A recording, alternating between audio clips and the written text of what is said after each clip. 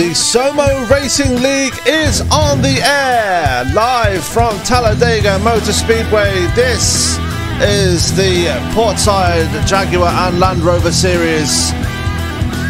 And we're back here again in Talladega, well, in Alabama. It's Speed Week, kicking off tonight here with SOMO. Sam Cooper Bennett up in the booth with you. Here with me tonight is Mr. Tyler Vickery. Tyler, how's it going tonight, dude? It's been going well. It's been a little while, especially with the NFL draft going on. I'm curious to see what happens there, but I'm excited for this race. It's gonna be fun. It's been a while since I get to watch these guys race. Absolutely, as we are just ticking over to qualifying in about a minute's time. Sorry, didn't change scenes there, but we are, let me just call out a couple of sponsors there before we go to our qualifying session. Tonight's race is being brought to you by United Real Estate. If you are looking for a new home and you want to get a decent price on your home, contact United Real Estate. They will get you hooked up. Also want to give a personal shout out to PZ Overlays. They are the guys that are supplying tonight's overlay, and we'll give you a great overlay. As you can see here tonight, they have supplied tonight's overlay. Also want to give a shout out to the iRacing Flea Market. All of your iRacing hardware needs, software needs, anything you need to sell or buy, check out iRacing Flea Market. Anyway, we're just 30 seconds before qualifying, Tyler. Just before we go any further into the show, I just want to say, ask everybody to put their hands on their hearts, be quiet, well, stand in silence as we embrace the American national anthem.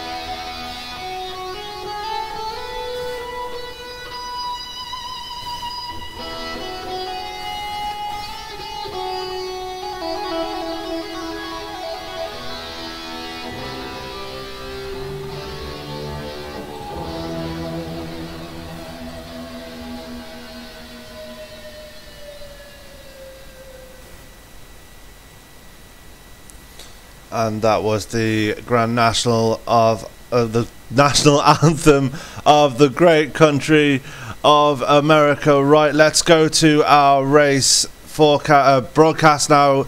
Tyler, a stacked field here tonight at Talladega. It's going to be a good one. Oh yeah, especially for Adam Baker. I mean, the last few races he's ran, it's been pretty decent. I haven't seen how he's been doing, but just looking off the standings, I mean, last time I got to watch and broadcast this race, it was originally Adam Baker and Joe Mitchell. They were literally tied in the points. Now looking at it, now it's like Adam Baker, all of a sudden, 82-point gap to Joe Mitchell. And it's going to be interesting to see what happens. Absolutely, as we see Adam Baker there just leaving pit road to begin his qualifying run. It is open qualifying, I think. No, is it? No, single lap qualifying. Single lap, yeah. Single car qualifying as Adam Baker is going out on his run right now. Let's put the qualifying standings up for you right now. Jeff Glockner, the man holding the United Real Estate machine, he is currently second. Just got knocked off the top by Larry Holloway. So some different names at the top of the board tonight, Tyler. Oh yeah, most definitely. There's a few that I don't believe were up at the top before. I mean, I see a couple of other new names as well. I'm trying to look through a few. There's a few I know that are definitely new to my eyes from what I'm seeing. But as Paul Zota just jumps up to the top, it's Talladega though. I feel like this is gonna be more of just who wants to be safe and who wants to be more aggressive at the start. I mean, going to be having 94 laps this race, so it's a lot going to happen. Yeah, as Jeff Glottner jumps back to the top of the standings. Jeff Glottner really hoping to get a decent result tonight. Not had the best of weeks last week after being involved in the incident that unfortunately involved the leaders.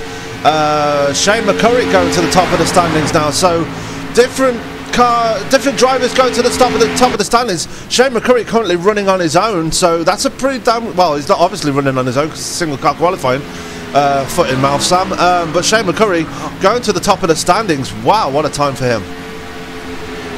Yeah, just looking at some of these times right now, it's pretty close. I mean, right now, top three are only separated by 0.2 of a second. Stretch that now as before I could even say anything, Chris Simmons now jumps up to the never mind. Adam, that's Adam. Quit moving times on me.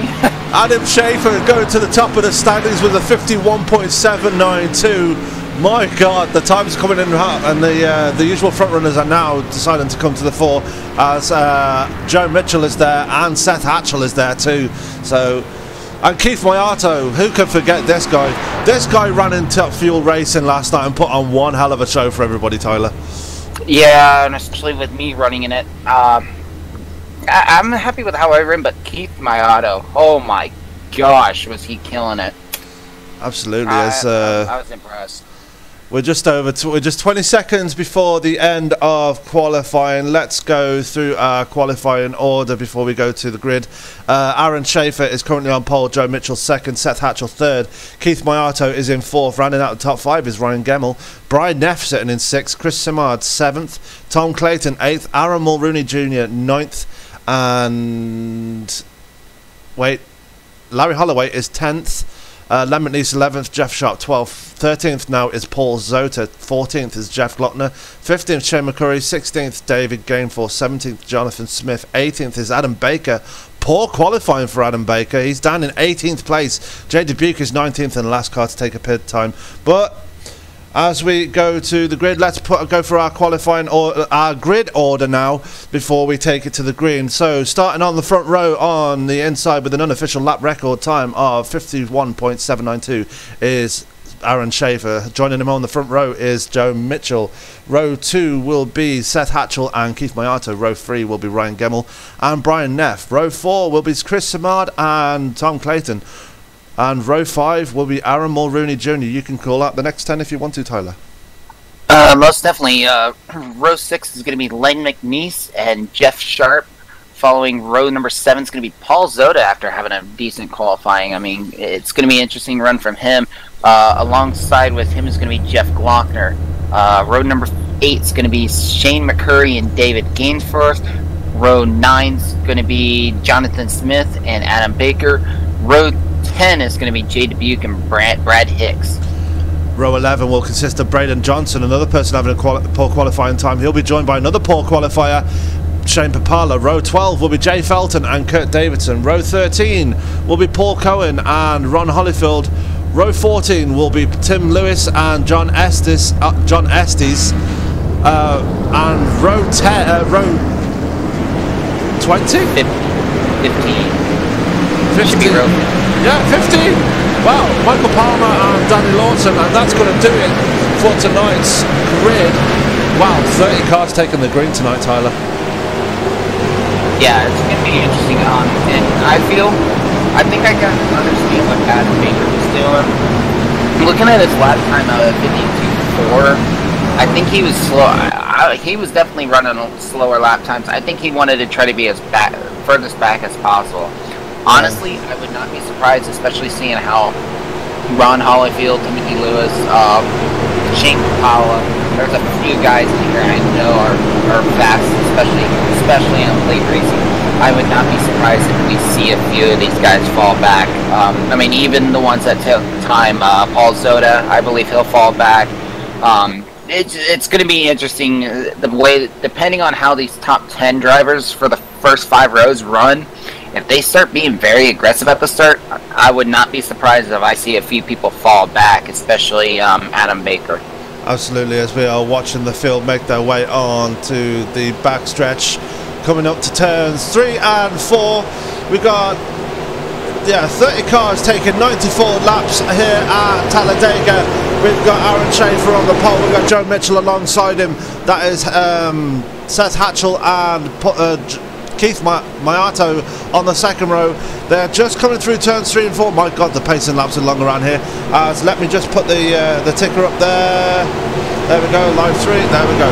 Now, getting ready to go. Just waiting for the pace car to peel off. 94 laps here at the Super Speedway in Talladega. This is going to be one hell of a barn burner. Oh, I'm looking forward to this one. Pace car is about to peel off. Sorry, Tyler. There he goes. Pace car is off and holding them down. This is a long gap between pace car peeling off. And should be getting close pretty soon. Should be getting ready to roll.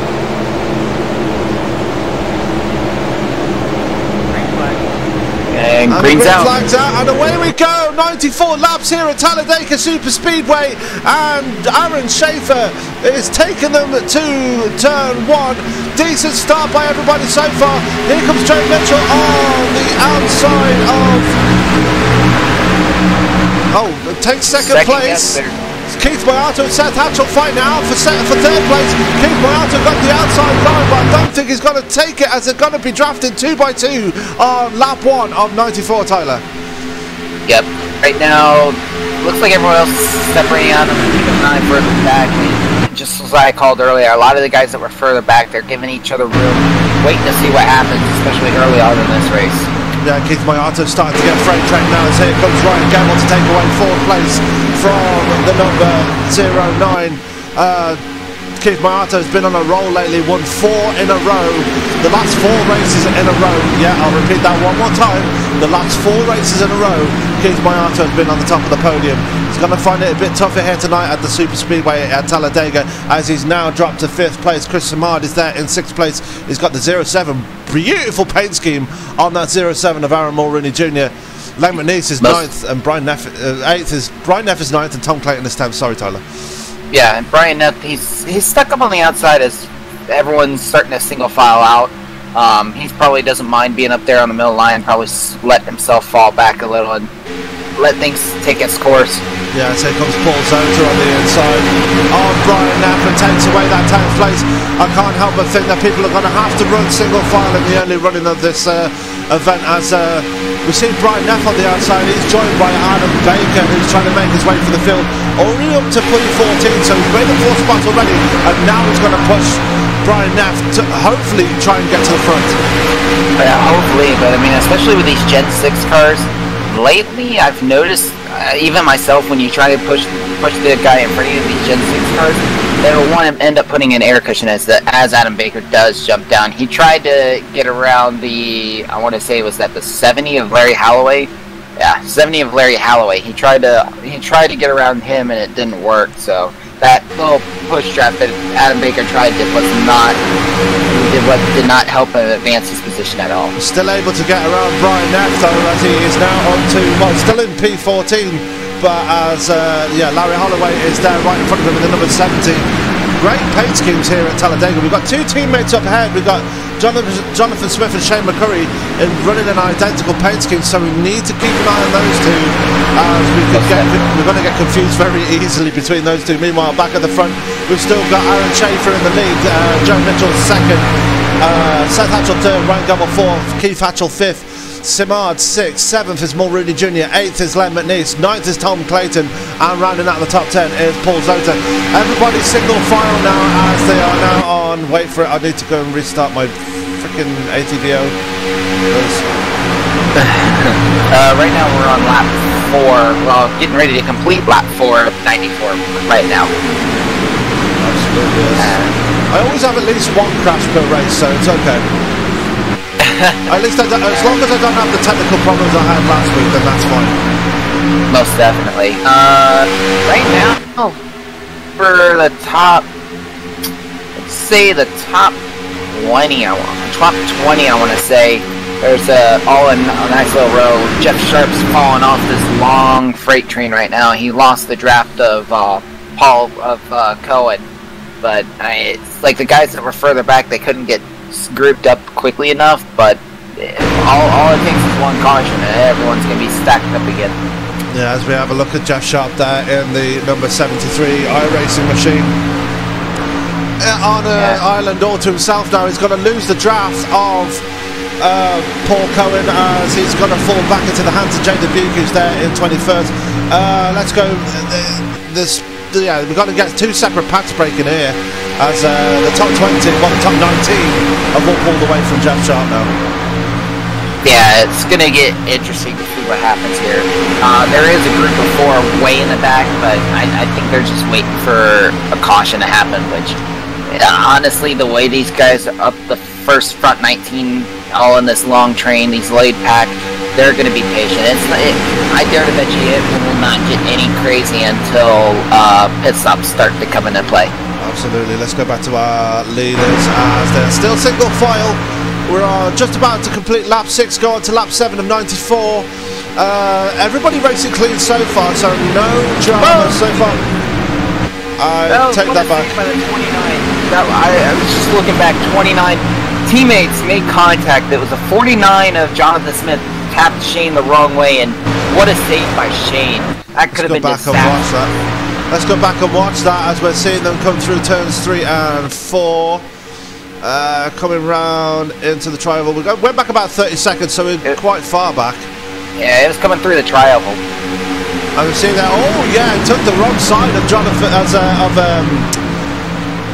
Shane McCurry, as Shane McCurry manages to save it. So great save there by the number 29.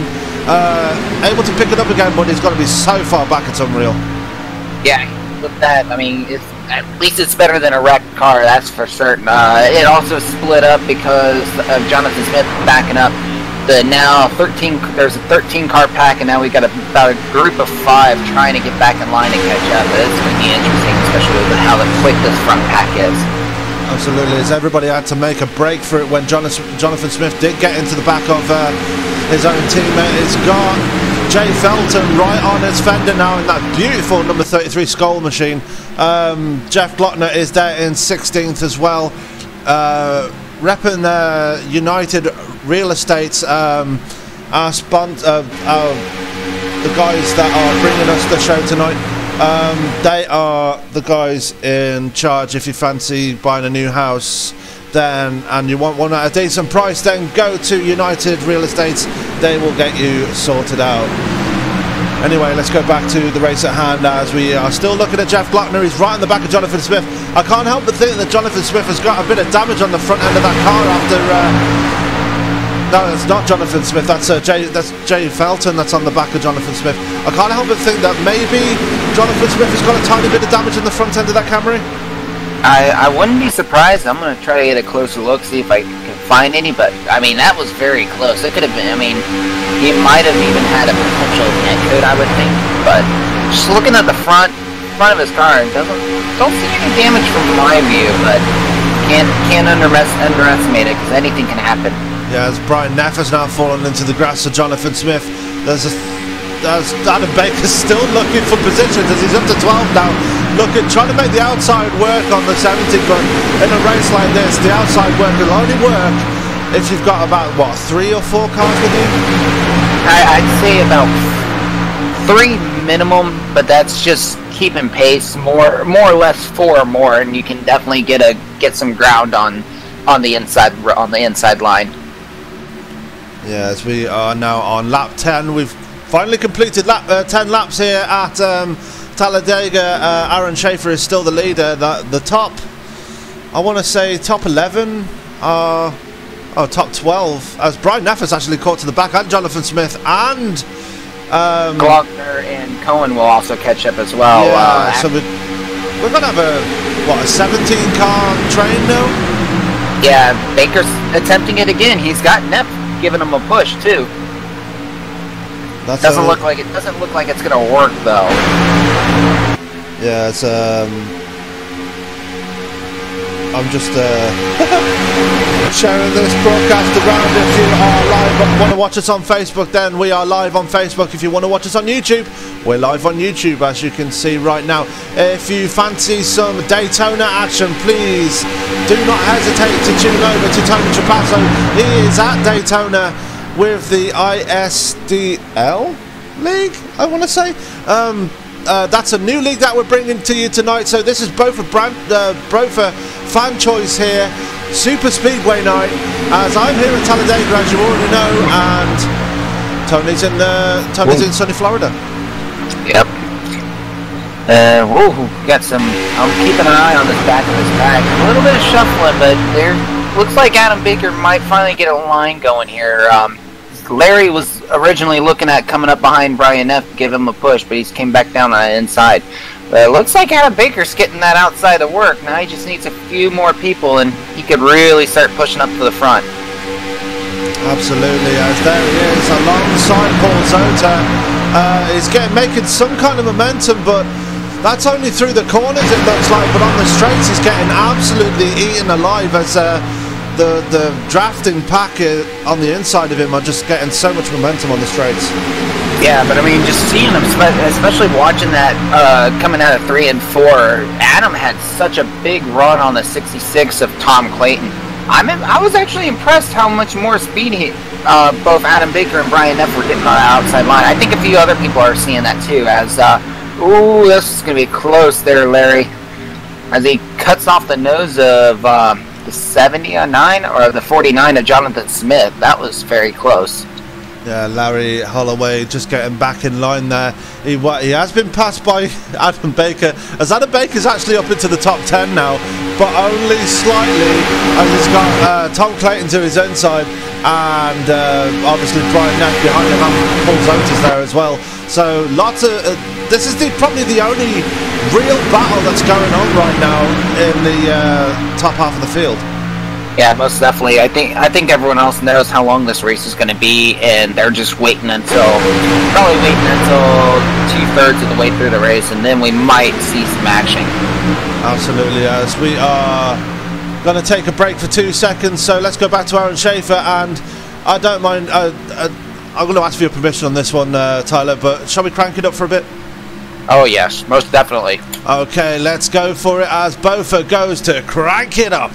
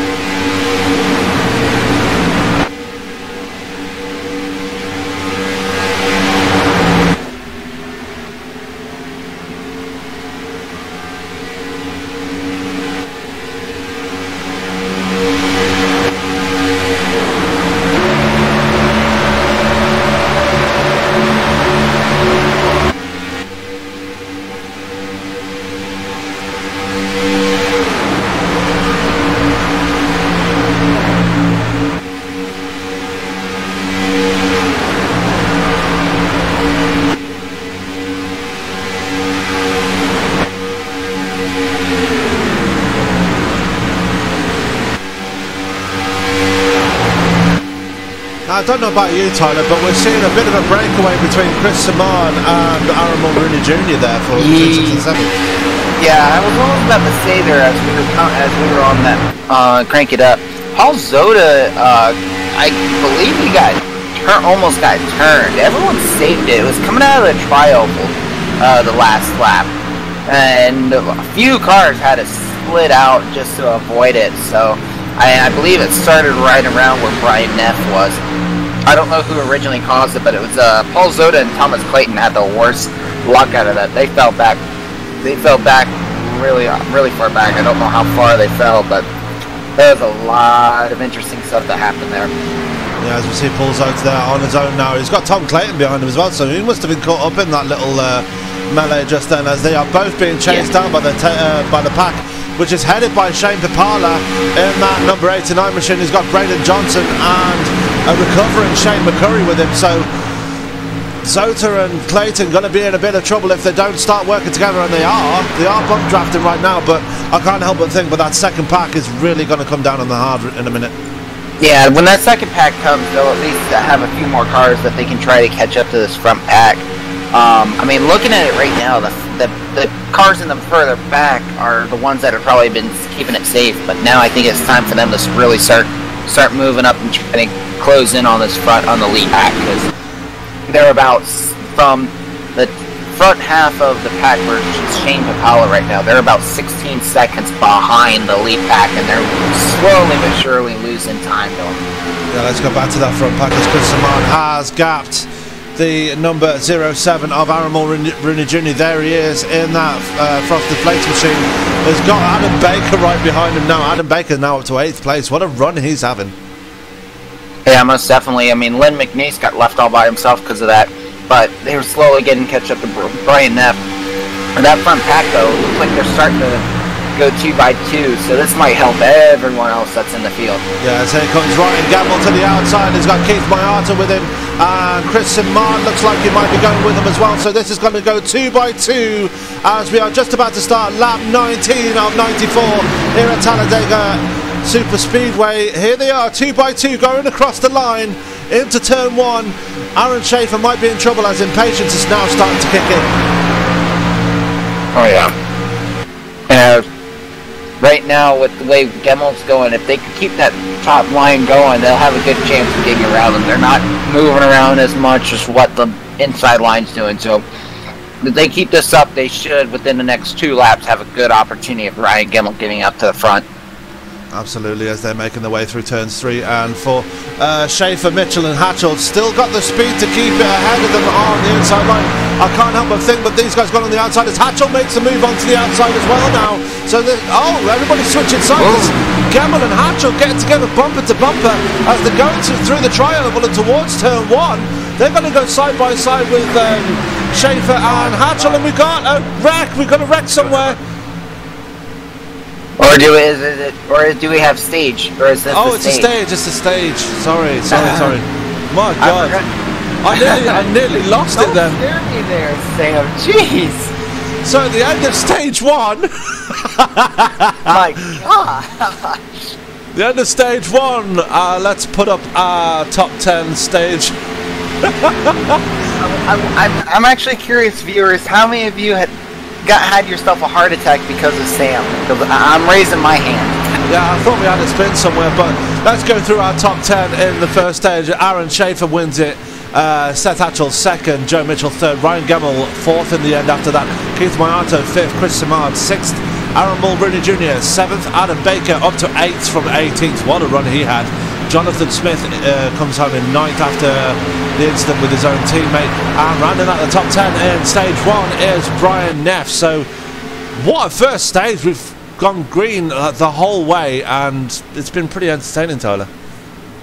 Oh, most definitely. I'm going to give a heads up. Danny Lawson is 4 laps down. I think I looked at one point where he was literally almost wall riding either turn 3 or turn 1. I haven't seen him pop up since, but it looks like he will not be finishing this race as due to internet issues. And that's unfortunate. That brings our running order down to 29 drivers as everybody gets all together once again and in line. That brings everyone back together as people getting together further back. I think that was Chris Simard back there, almost getting together with someone. No, it wasn't. It was Brian Neff, I think it was. Yeah, it was. Trying to get back in line and nearly ran into Jay Felton. Oh boy, that would not have been pretty. But it looks like he does have some front left damage on it. I didn't know if he got oh, actually, I'm rewinding a little bit. The Jay Felton did put a little bit of a bumper to Brian Neff, and Neff hit the 49, but not any severe contact. I'm trying to see what happened to where he got that damage from that front left. As we're going to go to, well, I tried the pit cam, but the overlay was in the way, so I'm going to try a different one now. go to the pit stops as they all make it into their pit boxes. Brian Neff missing his pit stall as that's to go round again. So Brian Neff problems there. So that's going to leave Seth Hatchell first out of pit road. Or is it? Yeah, Seth Hatchell's first out of pit road. Problems for Schaefer in pit road there. Yeah, I'm looking back. I want to look back and see what happened there. Oh, it looks like everything went fine. And interesting. Oh, he did slid past his pit box. He had to back up a little. That's where he lost the 5 seconds. I mean, it wasn't much, but I mean, even still, that was a lot of time he lost in it. Yeah, it's Brian Neff. He's going to have to go around and go back into pit road as he missed his pit stall completely. Didn't realise that his pit crew were there waiting for him and then just completely went past them. So problems there for Brian Neff, but Seth Hatchell, he's in the driving seat now after that, as Joe Mitchell has got some problems. Oh, Joe Mitchell's gone. Oh, connection problems. That's never a good sign. Not at all. Yeah, it's really unfortunate though for Brian Neff. I mean, that's one mistake that can really cost you. But I mean, here at Talladega, I mean, if it stays green, he might be okay. But if caution comes out, he'll be very lucky, and he can keep up with his front pack. Absolutely. As Ryan Gamble actually jumped Joe Mitchell in pit road as well. So Ryan Gamble is up to third now. Second now, sorry. Well, it'll be third now, but I think it will be second if Brian Neff decides to go in. Yeah, also, look who's up in the top 5. Probably will end up restarting the second row of the outside line if Neff does pit. Mr. Adam Baker. Yeah, Adam Baker there in the 48. Been making strides since he had that poor qualifying and started down in P18. He's already up to the top 5 as... yeah, it's going to be an interesting thing as Brian Neff has now taken a pit side. There he is down pit road, so hopefully he gets to his pit stall this time. Most definitely. And he does. Oh, slides the tires there too. So Brian Neff there getting into pit road. What's his pit time going to be? It is a long one. He's in there for a while. It's over 17 seconds now. Probably trying to fix that left side, the front left side damage. Maybe not. Absolutely, as we are just going to... we are 1 to green now. He's in pit road for 22 seconds. So I wonder if he had about 5 or 6 seconds worth of damage. As we're about to go to green again, Seth Hatchell is the man on point. He's got Ryan Gemmell on his outside in second. Joe Mitchell is third. Adam Baker up to fourth as Aaron Schaefer is in the top 5 still, but 5th.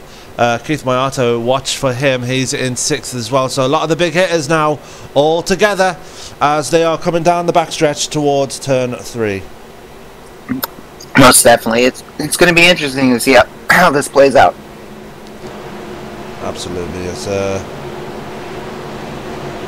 I hope you're... I'm just going to address the guys out in Facebook land and YouTube land. Hope you guys are enjoying the stream tonight. This is both a fan choice as well, so if you are interested in some more super speedway action, then don't hesitate to check out the race over on the other side of the channel, which is being hosted by Tony Trapasso. They are at Daytona. Going through turns 3 and 4, we're about to get stage 2 underway. As yeah, Seth Hatchell, the man in charge right now. Now the question's going to be, is Seth going to wait until the last second go, just like how the start was? With the, whoa, we got some... I just saw some tire smoke in the back. That's not going to go down well at all, as the pace car is off. We're watching Seth Hatchell. Is he going to go early or is he going to wait for the green? It looks like he's going to wait for the green, just like Aaron Schaefer did. And yeah, definitely waiting for the green. And away we go again. Seth Hatchell gets him going, gets a decent start. So does Joe Mitchell on the inside of Ryan Gemmell. He's going to take away second place by the looks of things, as Keith Mayata drops to the inside as well, trying to get the line on Adam Baker.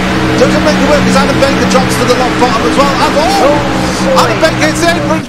Almost disaster between Mayata and Baker. Ryan Gamble stuck on the outside as he go onto the backstretch as he finally makes his way to the bottom line, and that's leaving Aaron Schaefer stuck on the outside now. He comes down as well. So yeah, that's my argument. Yeah, everyone's single file other than, I believe, let's see, who's further back. Len McNeese is up on the high side there for a little bit. Palmer was able to drop down, but that didn't take long to get single file, but a lot of issues out back. Absolutely, as all getting to single file again. They didn't take very long to do that. Everybody's all together, all 29 drivers that are out on track again, and already we're seeing some gaps appear in the field as Tom Clayton is already starting to gap Paul Cohen, who's there in 13th place. Michael Palmer, not really said much about him tonight. He's in 14th. John Estes in 15th. Shane McCurry back up to 16th again. Jeff Lottner in 17th in the United Real Estates machine. David Gainforth is 18th in the Looney Tunes machine. 7th in 19th is the number 7 of Ron Holyfield. Not really said much about him either. He's drafting with Paul Zoter on that outside line and trying to get around Larry Holloway.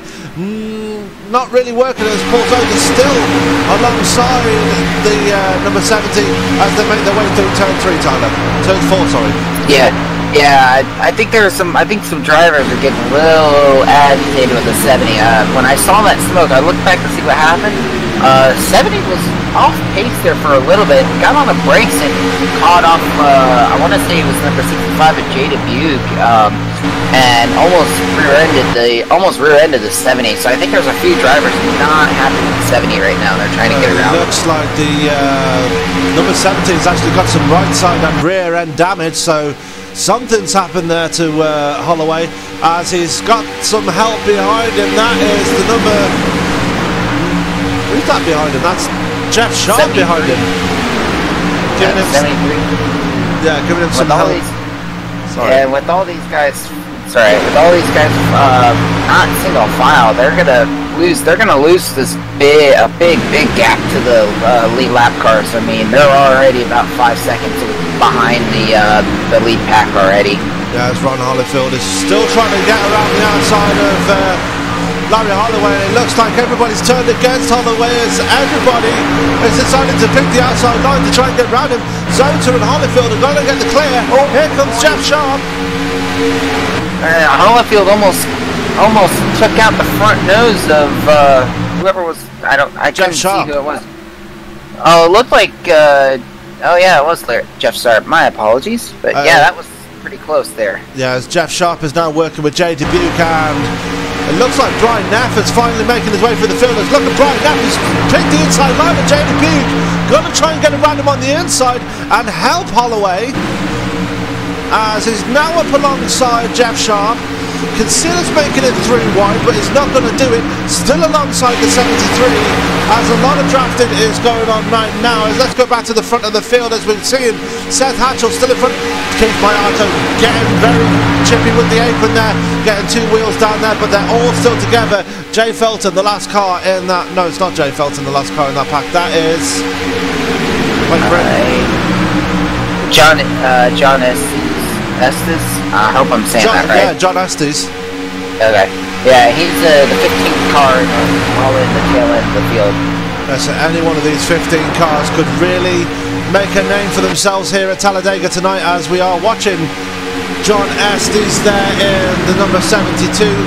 Just drafting behind Michael Palmer for the time being. So that is your top 15 in picture right there.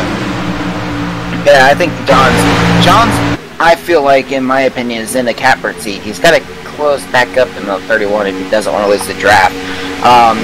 But honestly, with being right at this lead pack, if any of these guys bust out on the outside line, and if it start going 2 and 3 wide, if something happens, he'll be at the perfect spot where he has plenty of time to check up in case anything happens. Yeah, but I think everyone just happy to draft behind each other right now, as we are now on lap 29. Look for lap 40. That will be when when stage 2 comes to an end. Yeah. when stage 2 comes to an end, so watch for lap 40, so that's going to be an interesting number. Not seen any green flag pit stops as yet, so that's another thing to factor in there, Tyler. Yeah, most definitely. I think with the way the stage went and only I don't think we had a single caution, so I think these guys can easily make it to the end of the stage. But the question I think will be, who's going to take green flag stops before the pits close for the end of the stage? Here they come into turns 1 and 2 again. There's Seth Hatchell in the lead, Joe Mitchell second, Ryan Gemmell third, Adam Baker fourth, Keith Mayanta rounds out the top 5, Aaron Schaefer sixth, Aaron Mulrooney, my God, my speaking tonight, is seventh, Jay Felton is eighth, ninth is Jonathan Smith, and rounding out the top 10 is Chris Simard, 11th is Lemon Nice back there, Tom Clayton is 12th, Paul Cohen is 13th, Michael Palmer 14th, and John Estes is the last car in that pack. He's in 15th and losing the draft very quickly. 16th is Jack Blockner. He heads a 3-car pack with David Gainforth there and Shane McCurry there in 18th place. Ron Hollifield is in 19th, and rounding out the top 20 is Paul Zota. Three very distinct, well, four, lots of different distinct, very distinct packs there. The second biggest pack is the one behind Shane McCurry right now, so lots of little different gangs appearing. Most definitely. I think if Shane McCurry and them, if they can catch back up to this front pack, they should be okay, and they might have enough cars to try to close in on that lead pack. But I mean, at the same time, I think they're all just going to start being safe. As, oh boy, I just went up to the front pack. We got that outside line starting to form. It's getting to that go time. 8 laps to go before the end of the stage. Yes, here comes Aaron Mulrooney Jr. He's trying to get a bit of a gang himself as he's got Chris Simard with him on that outside line. Going to the outside of Jay Felton. Jay Felton's not going to give it up that easily. Oh, Adam. Adam Baker? Yeah, he thought about going up to the high line as well, going alongside with Keith Mayato, and Mayato dove back down on the inside. Aaron had to make a last-second move to get down there. As Adam Baker is still there in 4th place. Aaron Mulrooney Jr. not really making much headway on that outside line. He's got Chris Simard, Len Manise, looks like Jonathan Smith, no, Jonathan Smith is not with him, Paul Collins with him, and Michael Palmer, and is John Estes going to go with him? He's right in the middle line right at the moment, but yeah, he does pick the outside line, so he's got to catch up to that outside line right now. But again, Mulrooney Jr. not really making much headway as Keith Mayato considers taking the outside line too. Yeah, he's trying to make up his mind. He's seeing that outside line struggling though. Unfortunately, he is trying to see if other people could follow him on the outside line and make the inside line lose some speed. But it's a cat and mouse game right now, as we still have 6 laps to go before the end of the stage. Absolutely, as they are making their way through turns 1 and 2 now.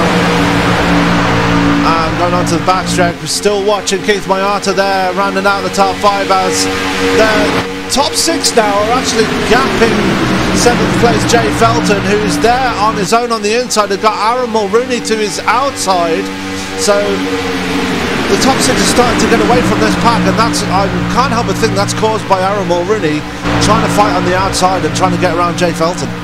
Yeah, I think I feel bad for Jay Felton because he feels like he's got a bubble around him right now. I mean, Aaron Mulrooney's on his side, but front and back he's got no one around him. I'm surprised he's hanging on as long as he's had over the guys on the outside lane. Well, he's got Jonathan Smith behind him, but it's about 3 or 4 car lengths behind us. Jonathan Smith finally gets some draft and jumps in behind Jay Felton, or does he? Had to back off slightly there because he wasn't sure if Len Manise was going to drop down or not. Yeah, I think if these guys can start getting back in line, they might be able to catch back up those front pack. Because that outside, it doesn't look like that outside line's ready yet. Ooh, as we got Mayato jumping out on the outside now. He's made his decision. As he jumps back in again. Watch Aaron Schaefer in that 71 though, because he looks like he's going to jump with him if he does decide to make the move.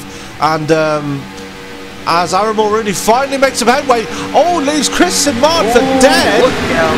That was close. Yeah, leaves Chris Simard hanging up there in the high line. Yeah, the only thing though is Marini almost got himself turned by Jay Felton. He cut that really close.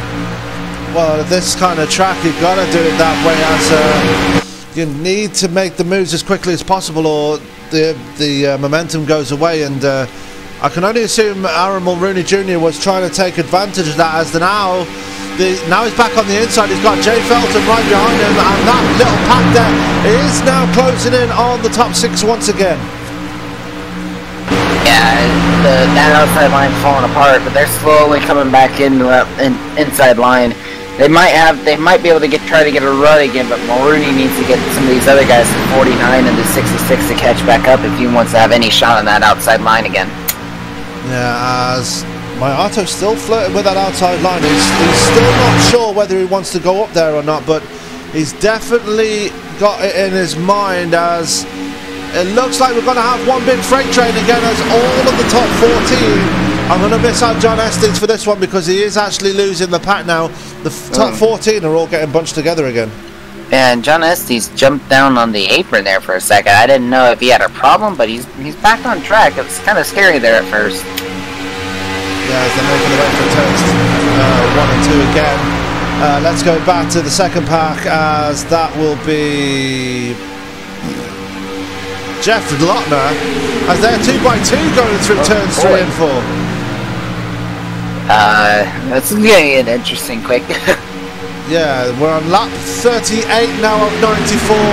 Stage 2 is about to come to an end. Currently your leader is Seth Hatchell, and I will admit, right, I'm enjoying seeing this. This is the first time we've seen SOMO on a super speedway this season, and yeah, they're putting on quite a good show tonight, Tyler. Oh, most definitely. I'm enjoying it. It's going to get interesting. I mean, we got 3 packs right now, and poor John Estes all by himself. But I mean, you know, it's almost near the end of the stage, so at least he'll hang on for 15th. But boy, I'm scared to see what happens here about the last lap for the second stage. We're about to come on to that last lap now. Let's go back to our leader, Seth Hatchell, as he is the man at the front of the field, as stage 2 is about to come to an end. And they're making their way through turns 1 and 2. They're still at lockstep and single file, so I'm guessing no one's going to make a last minute dash to get that stage win. As I say that, Ryan Gemmell goes to the outside line, takes 4 guys with him. That is Baker, Mayato and Mulrooney Jr. with him. Gemmell's going to try and take the stage win here at the last gasp as they go through turns 3 and 4. Here comes Ryan Gemmell on that outside line. Mayato drops to the bottom. He's only got Baker for help. Who's going to take it as they come to the line now? Neck and neck, and coming down. Hatchell takes it just at the line as the caution just comes out. Wow, what an end to stage 2. We weren't expecting that on the final lap. No, but man, it was close. It could have been anything there. Boy, oh boy. Let's go to our stage results now, as Seth Hatchell just about wins stage 2. Ryan Gemmell comes home 2nd. Joe Mitchell 3rd. Adam Baker coming home 4th in stage 2. Rounding out the top 5 again is Keith Mayato. 6th is Aaron Mulrooney Jr. 7th is Jay Felton. 8th now, Aaron Schaefer, dropping a few places just before the end of the stage. 9th, Tom Clayton, and rounding out the top 10, also dropping spots near the end, was Chris Simard. So everybody that was in the top 10 for stage 1, practically almost there, Tyler. So all to play for coming into stage 3. Well, also too, if you look at it now going into stage 3, only 1 car is out. And that's Danny Lawson with internet issues. All 29 cars that are still in this race are all on the lead lap. So there's still 29 cars that can easily win this race. Well, it's a bit of tall order for the people at the back, because they do tend to lose the draft quite quickly. So I'm wondering if there's a couple of cars back there with a bit of damage. But definitely, I understand what you're saying there, Tyler. Definitely a lot of people still in with a chat of this race and still can take the win here tonight. Anything can happen here at Talladega, so please guys do stay tuned, because you do not want to miss this race. The rest of this race, it is going to be off the chain as Ryan Gemmell slides through his pit box. Well, that's going to be a key mistake there for Gemmell. He might, if he can get things stacked up again, he might try to get back out. He might be able to get back out there and jump ahead, but he might lose some spots at the same time. It's Keith Moyato, or is it? No! Maroney! Wow, what a race for... Mulrooney wins the race off pit road. Moyato out second. Has Seth Hatchell drop into third. Christian Mard, a big mover there, moving from 10th to 4th on that pit stop. So what a pit stop here. I'm looking at the pit stop times, and I hate to say it, but it's kind of funny at the same time. I think we might need to do some random drug tests on those crew guys, because boy, oh boy, it was Aaron Maroney, Keith Moyato. Keith Moyato had a 12.1. Tom Clayton had a 12.1. Simmered with a 10.7, and Aaron Maroney with 11.2. I mean, my goodness, Seth Hatchell and Joe Mitchell had struggles. Even Ryan Gemmell. I mean, my oh my. Yeah, let's have a word with one of the drivers here tonight before we go to stage 3. Let's talk to one of the guys in the mid-pack. Let's talk to Mr. Paul Zota as the league owner and the guy that's running in the mid-pack. And Go ahead. Hang on, he's coming in now. And I'm here with Mr. Paul Zota. Paul, up in the booth, have you got a copy, sir? Yes, sir, man. How you doing? Not too bad. Fun race so far, everybody all together. Still 29 cars out there tonight. How's it going for you out there tonight, dude? That was going good in the beginning until that little incident shot me off the track. I'm having a hard time recovering from it. I'm hoping now this last run here, maybe I can gain some positions. Yeah, I mean, we did see, well, Tyler saw that incident and it did put you out there on your own. I bet you were glad to see the end of stage 2 after all that. Yeah, definitely. Now I got some tires and some fuel on here. Whatever damage, hopefully they fix pretty good. Just gonna try to be a little bit patient, but you know, got to be aggressive now and try and get up there if I can. Absolutely. I mean, you're back in 21st. I mean, 29 cars still in this. Do you think you can try and make a late dash to the front and see if you can get some decent points tonight, or is it going to be tough given the nature of the track? I think it's going to be tough, but if I can get hooked up with the right guys here, I should be able to get up there. I had a pretty good car at the start, and I think it's still going to be pretty decent. It's just tough when you're in a bunch of traffic and you can't get that breakthrough. Absolutely. Well, it's going to be an exciting third stage, Paul. We wish you the best of luck, and hopefully we'll be speaking to you at the end of the race. All right, man. Thanks, and look for the flames because they may be seeing them coming out. We've seen plenty already, mate, and we'll see you later, dude. All right, thank you, man. All right, and that was Mr. Paul Zota there in the user was moved out of your channel. In the number 99. Currently sitting in 21st. He said he's going to try and make a move to the front, but is that going to be a tall order at this part of the race, Tyler? I feel like it's going to be a tall order, but at the same time, knowing that this is going to be the third stage and they've got a little over halfway now, to still make it through, I do expect also there will be a pit stop, especially with how many laps we still got. I mean, we still got about 50. Probably by the time green flag waves, we'll have about 50 laps to go. I still see a green flag stop in there, but it's going to be interesting to see what happens because, I mean, it is a tall order, but if everyone can stay in line and not be too safe at the restart and everyone be close up, a lot of things can still happen. Yeah, we've not seen a legitimate caution tonight, so everybody doing very well to keep this race under green. As we've already pointed out several times, still 29 runners in this pack, so everything to play for coming up to stage 3, as we're expecting the lights to go off on the pace card this time round. Aaron Mulrooney is your current leader. as we're about to go to green, and Mr. 4 times in a row himself is going to be right alongside him in second place, Tyler. Yeah, I mean, Maroney and Miato had, I mean, their stops was just perfect. That was perfect timing for them to have their stops. And now, this is going to be a good question for them: is how long can they stay up front, as well as even when green flag stops, if their pit crews can be able to pull off that stop again in green flag run. As I was right, the lights are off on the pace car. They are 2 by 2 again. This is going to be the final showdown before the end of this race. We're going to be going green again on lap 44. That will leave 51 laps to go before the end of this race, and everybody will be putting it all on the line to get the big win here at Talladega. Yeah, we've got a few cars that are falling back a little. I don't know if they had to wait for someone or if they had a waiver out, but Kurt Davidson, Timothy Lewis, Braden Johnson, Shane Papala, Brad Hicks, and Jay Dubuque were all down on the apron trying to catch back up to this pack before the start. Yeah, as we're looking at Kurt Davidson just joining the back of that field, we've got 29 cars still in it, 29 cars still on the lead lap. Aaron Mulrooney Jr. is your leader right now in that 07. Is that a frosted flakes machine? Which number? Number 07. Looks like a frosted flakes machine. No, double check. If I can get it close. No, actually, it's an icy. Oh man. Speaking of which, man, I kind of wish I got one now. So that icy machine, I take it back. It's not frosted flakes. It's icy.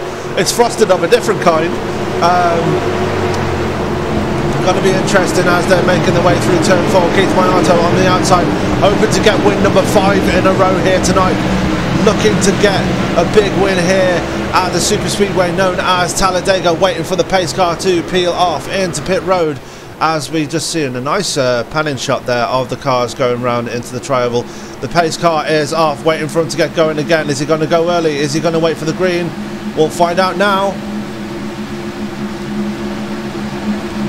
So waiting. Oh, had some people almost running into each other further back. People getting impatient as we're about to start stage 3 of this race. And the green flag is out, and we're getting them going again. Aaron Mulrooney Jr. waiting to the green to get them going, as we are now on the green again.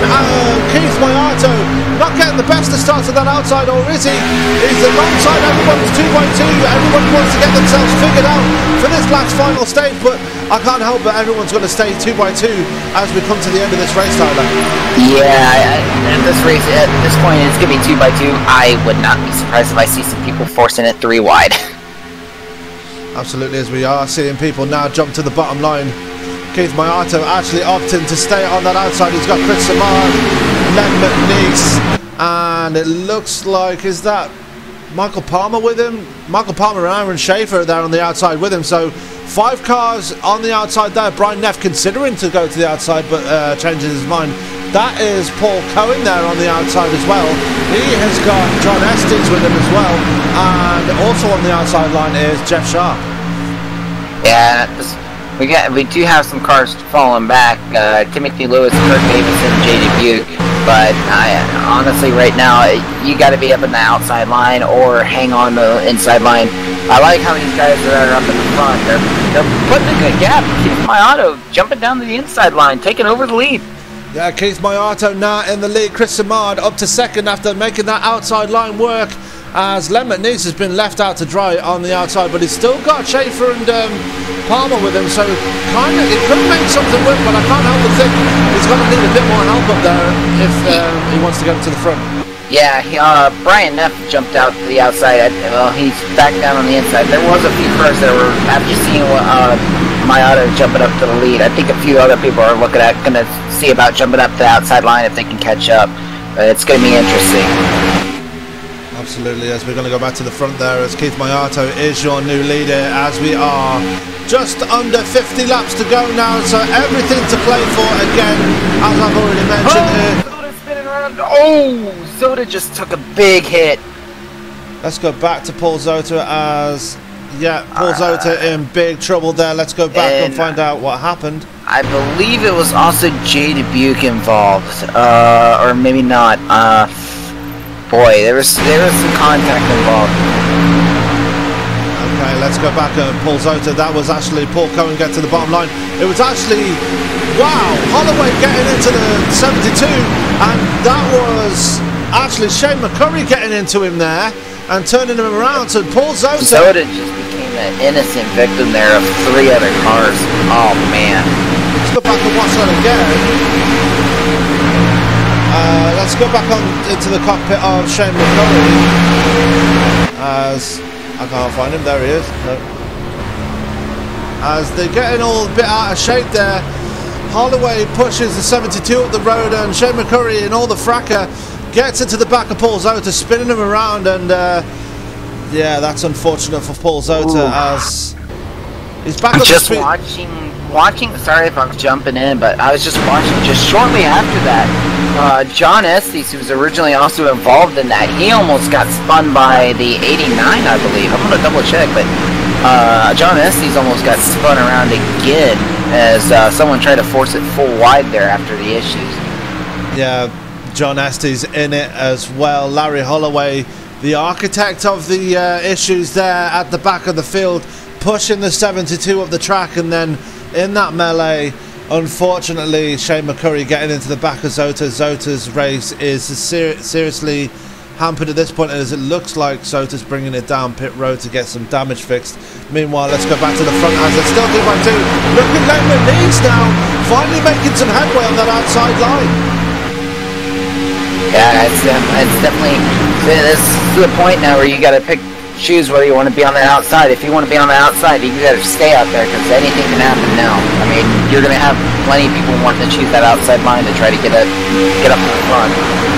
They're trying to get a push now on the outside line. Lemon Leeds actually has the lead as they go through turns 1 and 2 onto the backstretch. I can't help but think they're going to get a nice little push there, as Lemon Leeds has now got the clear, as Schaefer still has not got the clear. As Lemon Leeds he's going to drop down, leave Schaefer and Palmer out to dry. Lemon Leeds is now your new leader. That was a good call by Len McNeese, even though he left 2 other guys out there. Honestly, if I was some of these other drivers, I'd start looking at the outside line, seeing now the 2 leaders and 2 people now have taken over the lead using the outside line. I think it's time to start seeing about getting a few people up there and just forcing it 2x2 and seeing how this plays out. Absolutely, as Lemon McNeese still is, as I've already mentioned, is your leader.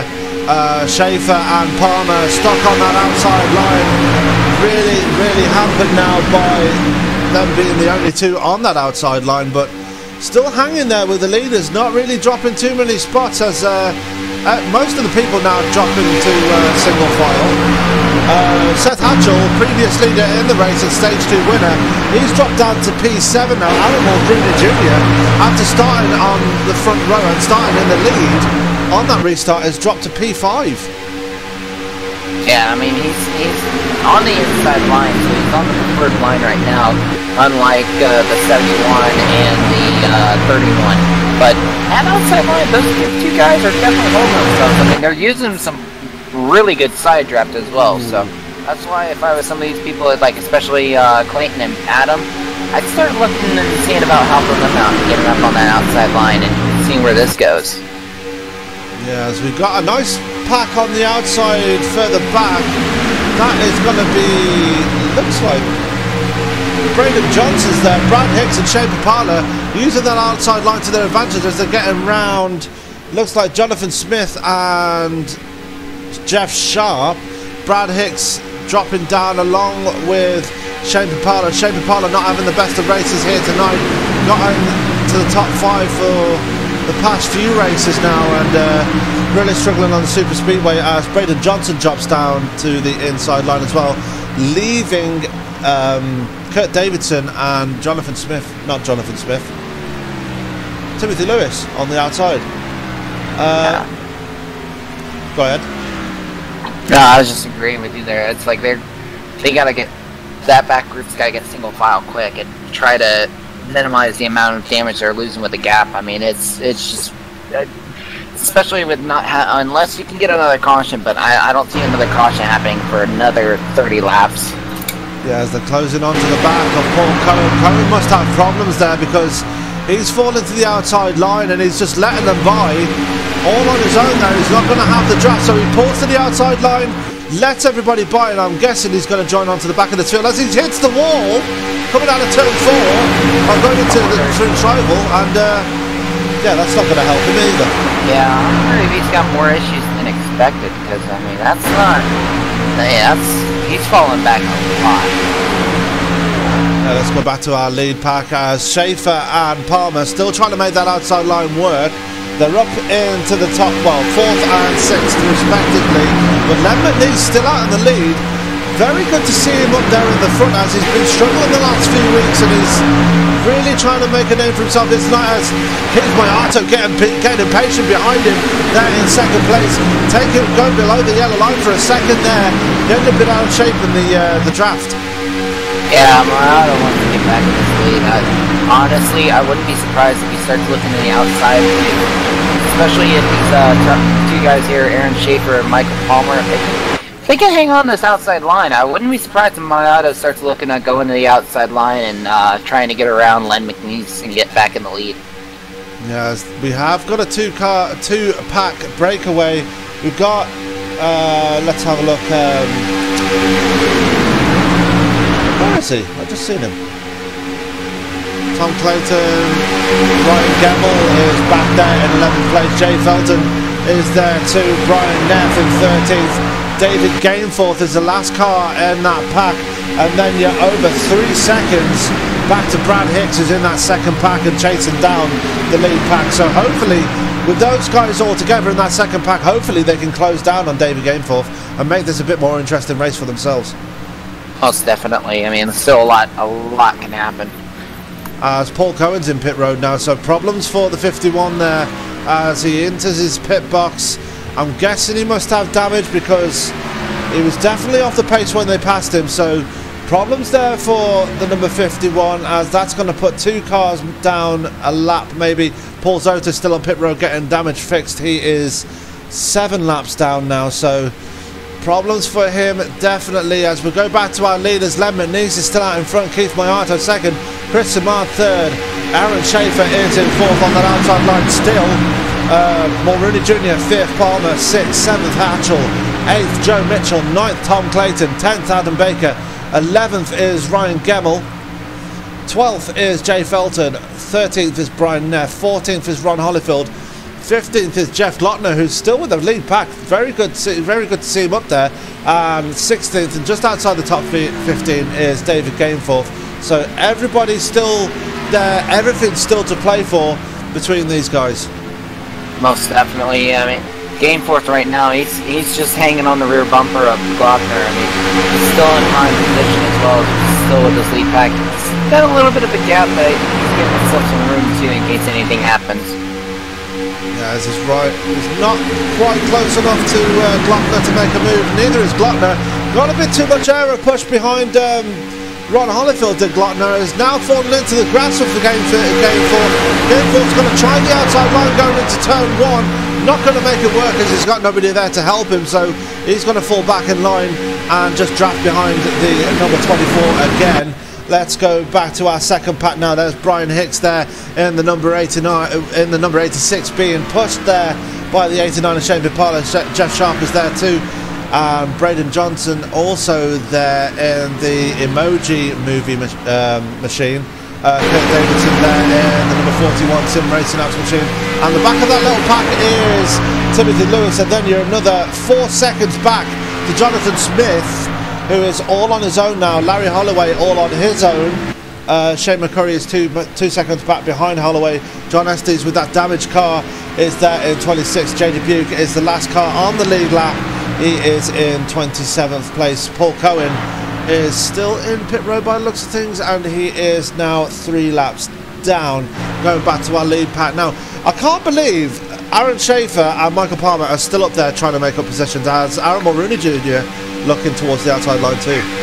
Yeah, I mean, they really have found something that's working really well right now for the cars, and I mean, I wouldn't be surprised if they're getting some pretty decent side round on. That's what I feel like if some of these guys are like Aaron Maroney's calling, oh, never mind, as Michael Palmer decides to go down. I swear, they know how to time things on me. Anytime I say something about the outside line, they go, wait a minute, we better jump back on the inside. As Aaron Schaefer goes to single file as well. Everybody single file in this lead pack now, so everybody just taking their time, getting a bit of a break, relaxing as we are now midway through this third stage. Well, pretty much almost midway through the third stage. As we are on lap 59, we're going to be lap 60 at the line. So that's going to be, what, 35 laps to go? Yeah, 35 laps. So still plenty of racing left to do. Everybody just taking the time as we see Jay Felton using that outside line now, and he's taking Brian Neff with him. So more people trying to make their way, making their push to the front as Schaefer trying to look to the outside line as well. But here's Jay Felton. He's the first person to blink now as he's going to try and push his way to the front with Brian Neff right behind him. Yeah, Adam, and especially even with Adam Baker. Adam Baker being the cleanest driver right now on SOMO. I think he's going to start looking at possibly going up the outside if he wants to try to notch another win under his belt and increase his wins in the series. Absolutely, as we're still looking at Jay Felton there, and he is making his way up for the field. He's up to P5 now after getting around the outside of Seth Hatchell. Looking at Aaron Mulrooney Jr. now is his next target. Brian Neff doing wonders there behind him, giving them that nice push and getting him up to the top 5. So people make a move as Aaron Mulrooney jumps to Mulrooney Jr. up to the top side. It's gone almost through wide with Chris Saban on the inside there. Jay Felton's had to go to the top side. I can't help but think that's going to help, not going to help him at all, as there goes Brian Neff to the inside of Felton, and Brian Neff has taken a position away from Felton. Felton making a big mistake there. Yeah, Maroney, I think it caught Felton off guard when Maroney jumped up there at last second, and I mean, now Maroney's going to regret it because now Neff's going to dive down low on him. Felton's going to have to now catch up to Maroney and hope to get the outside line going again. Neff really caused a big hamper there on Jay Felton. Yeah, look who's coming up behind Jay Felton. I'll take that back. Michael Palmer was going to try and make the outside line there as well, but yeah, like you said, Jay Felton's going to have to rely on the person that pushed him up to that third lane to try and get to the front, but is he going to forgive him for that move? That's the question. I don't think so. I mean, Maroney's dropping like a stone right now. He's got to try as he's finally able to get back down the inside. Felton's all by himself, and I don't know if Felton's going to be able to get himself back inside. He does. He finally does. It's going to be interesting as the 01 got really down there on the apron.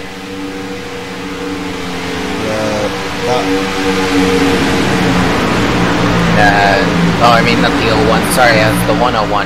David Gainford. As they're catching up on Jay Dubuque, he's going to end up falling a lap down. I mean, the car's still nice and clean, but he just hasn't had any luck with the Talladega this week. Yeah, lost the draft a long time ago, and that's going to put him into the... There's a caution out, and the caution is out. No, is it? No, it's not. I'm wrong. Don't like that now. Wait. Here he goes again, scaring us half to death. Why is it still saying there's a caution on my thing? I don't know. Anyway, we are under green. Don't worry, guys. We are under green, as you can see. But for some reason, the flag is yellow on my overlay, and it's really confused me just then. I'm seeing it now. I'm looking at the video because I was scared at first. But yeah, I see that. Something's got to give you a little fix there with the overlay. Yeah, that's probably stemming from my problems with the overlay earlier when it crashed. Let's look at the summary while everybody's just settled down a bit. We've had 5 lead changes. Len Nice is our leader right now. Only 2 cautions. Those were both the competition cautions for the end of the stages. 6 caution laps. Those were for the stages. We've got 31 laps remaining, so definitely plenty to race for, as I've already mentioned. Let's put the live free back up again as Len Nice still leads this thing. Keith Mayato patient behind him in second place, waiting for that moment to strike, but as we already said when we spoke to Paul Zota earlier, it's very difficult to pass here, and you're going to have to rely on two things: either the outside line works with someone to help you, or pit stops. And I'm guessing we're going to be coming up on green flag pit stops very soon, so watch for that to happen as we are seeing everybody still in single file. Yeah, most definitely. It's going to be, as we got one car I saw further back, or no, that was actually the pits. I would not be surprised if we do start seeing pit stops, as they're right now working lap 25 on their stint. Shane Papala, Braden Johnson, Kurt Davison, Timothy Lewis, they're all 23 laps on their stint, but it's still a lot of things can happen there. There's a lot of things to play in effect. Speaking of that, they've both caught on to the back of David Gainforth, so this pack is getting ever bigger as Brad Hicks is up to 16th, Shane Papala 17th, Jeff Glotton has dropped down to 18th, so some problems there for the 24. Unfortunate to see Jeff Glotton fall away like that, but Papala and Hicks really making some moves for the field now. Yeah, I think Papala says it's. I think he's had enough with being on the farthest back that he has. Ooh, he's having a little bit of connection issue there. I think he feels like it's definitely time to get up there. I mean, in 33, actually, 28 laps roughly left to go. I mean, they could. It should be getting close to the money stop, in my opinion. If they need the pit fuel, I don't know how long it'll be, but probably shouldn't be too much longer before they start pitting. Absolutely, as we are on lap 66 out of 94. Lemon is still your leader there in the number 84 machine, having a great race so far, pushing his way to the front as we've got another pack of cars they're coming up on us. Jonathan Smith takes it down pit road, Larry Holloway on pit road, so we've got people out on pit road. Shane McCurry, who was involved in the incident that well, actually McCurry and Holloway were in the incident. Oh, Glock spun. He was coming down pit road, came in hot and heavy, he spun. He's gonna get a penalty for missing pit road, but that'll hurt him big time. Unfortunate there for the 24. Justin Estes, he looks like a sitting duck right now, as look at the gaggle of angry cars, the angry wolves right behind him. John Estes, sorry. If he can make it to the pit road, I have a feeling he'll probably dive down pit road. He'll be like, yeah, I want to get out of this situation. Yep, speaking of which, as he's going into the pit road now. And we got another car slowing down further behind. Jay Felton coming in. Oh boy, look out. Jay Felton, first of the leaders, actually blinking there as he makes his way into pit road. So people coming down for green flag pit stops now, Tyler. This is the go time we've been talking about, and this is one of the ways that you can actually pass a person. So most definitely, it's coming down to it now. Yeah, it kind of hurts Jay Felton though. I mean, granted, he'll have John Estes with him, but I don't think he's got no other clean cars that are going to be with him. So it's going to be a big gamble for him if he manages to stay in the lead pack after all the green flag pit stops. Yeah, let's go. Oh, as the leaders come down, Lebanese is down, Brian Neff is down, and Aaron Mulrooney is down. So we've got the leaders coming in now. Oh my! I would not be surprised if we got some speeding at 36. Braden Johnson lost it. He's still running. He's in the grass. There's going to be at least one car that's going to get a black flag penalty because he locked up and flew past the commitment cone, the yellow cone, into the grass. He might see two people with speeding penalties, I believe. It looked like Aaron Mulrooney Jr. actually missed his pit stall. I'm not sure. Slid through his pit stall. No, as Lebanese gets away first. There goes Brian Neff. There goes Aaron Mulrooney Jr. Yeah, Jeff Sharp's got the penalty. Yeah, he's still sitting in pit road. As Lebanese wins the race off pit road. Zimmer, Hicks. Oh boy, 86 Brett Hicks missing in pit road. And there's might be I wouldn't be surprised if I see a few people with penalties from that. Guys, we've got a lot of people down pit road now. That's Mayato, that's Simard, that's Mitchell, that's Hatchell, that's Schaefer there. Clayton in the background. Gemmell is there too. So we've got all the big leaders down in pit road now. This is the money stop with 25 laps to go. Here we go now. Who can make it out first and make their pit stop count as we come into the end of this race? Looks like Joe Mitchell's going to make it out first. Joe Mitchell takes away the leaders. Schaefer's got problems. Joe Mitchell wins the race off pit road. Shane Papalo's jumped up the third. I mean, granted, Brad Hicks still got to make his pit stop as he made a big mistake. But right now, currently, it's provisional. When Brad finally pits, it's going to be Joe Mitchell and Shane Papalo. Unless Shane can get up to speed quicker than Joe Mitchell, but this is going to be interesting. Absolutely, it's Joe Mitchell making his pit stop count, and he is in the lead. Shane Papala, actually he's not in the lead yet as Brad Hicks has had to stay out due to missing his pit stall. He's in pit lane now, but Joe Mitchell, the biggest winner off that pit road, and he is in the lead of this pack with Shane Papala second and Chris Samar third. Adam Baker up to fourth. Remember where he started? He started way down in P18. He is in the top 5.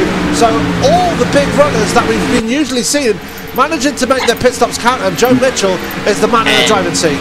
And also remember about big hitters, Keith Maiato. When I had a feeling we might have seen some people too fast entering, Keith Maiato probably hit too fast entering.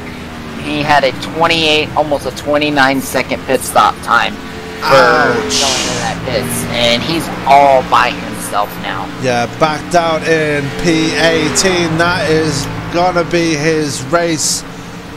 Well, competitive race done and dusted, as he's not going to make it 5 in a row tonight. So unfortunate for Keith Maiato, making that crucial mistake in pit road and has lost all momentum now, back in P18. So way out of the top 10 and even out of the top 15. So unfortunate there for the 09 as we go back to our league battle between Mitchell and Papala. Papala making his way to the front after drafting with Brad Hicks. He is in second place now, really putting Mitchell under pressure now. So this is the battle for the lead now. We weren't expecting this before the pit stops happened. We were hoping, we thought that it was going to be Len McNeese and Keith Maiato at the front, but it's actually Mitchell and Papala battling it for the win. Yeah, I mean, especially with everything that went on. I mean, that was the timing of that was what made the difference. And Len McNeese just didn't. I mean, he's not too far off. I mean, the group that came in with Len McNeese, they're only roughly 2.5 seconds behind Joe Mitchell. So, and they're in a nice little line too. So, still anything can happen. I mean, honestly, with Joe Mitchell and Shane Papala sitting by themselves, Adam Baker and Chris Simmer working around lap traffic, everyone else behind is practically in a line, so they can easily catch back up. It's still anyone's game, but it's going to be about a 12-car field right now. Yeah, the only thing that could really shake things up right now is if there was a caution, and it doesn't look like it's going to happen anytime soon, as everybody is single file again. Look at Chris Samard, he's got Adam Baker right behind him. They've caught up right to the back of Papala, as also look at Shane Hatchell trying to make the outside line work. He's got Aaron Schaefer and Ryan Gemmell with him. Yeah, it's gonna get ready to see 2-3 wide action. I mean, even though we don't have that many cars, I do expect it, because I mean, even though we also still have the 49 of Jonathan Smith involved, but with him being a lap down, hopefully he doesn't cause too much issues with these lead lap cars as they're trying to get around him right now on the outside line. Yeah, as Papala and Mitchell managed to get around the lap traffic, as they are starting to gap Samad again. But look for Adam Baker, who's actually gone to the outside line and joined Seth Hatchell. Adam Baker wants to make it work on the outside line as Samad tries to go up, but didn't realise that Adam Baker was there. So Samad's after managing to stay on that inside line. As look at Shane Papala. He's trying to make the outside line work. Adam Baker getting it all wrong almost. Trying to get the inside line. Gets alongside Shane Papala. Manages to make it work. Block him off. Yeah, wow. So really entertaining racing at the end part of this race. Yeah, it's still anyone's game. Oh man, 49 still causing some issues back. Oh man, 49 needs to get on the outside and let these guys race. Oh man, the guys behind the 49. Let me see here. I believe Len McNeese, Thomas Clayton, Michael Palmer, Brian Neff, they're all stuck behind the 49 because he's wanting to hold that inside line, and that's not the best move for him there. I mean, I've been preaching this for weeks now, and I will say it again. If you're a lap car and you're at the same speed as the leaders, there is absolutely no rule in oval racing that requires you to move over.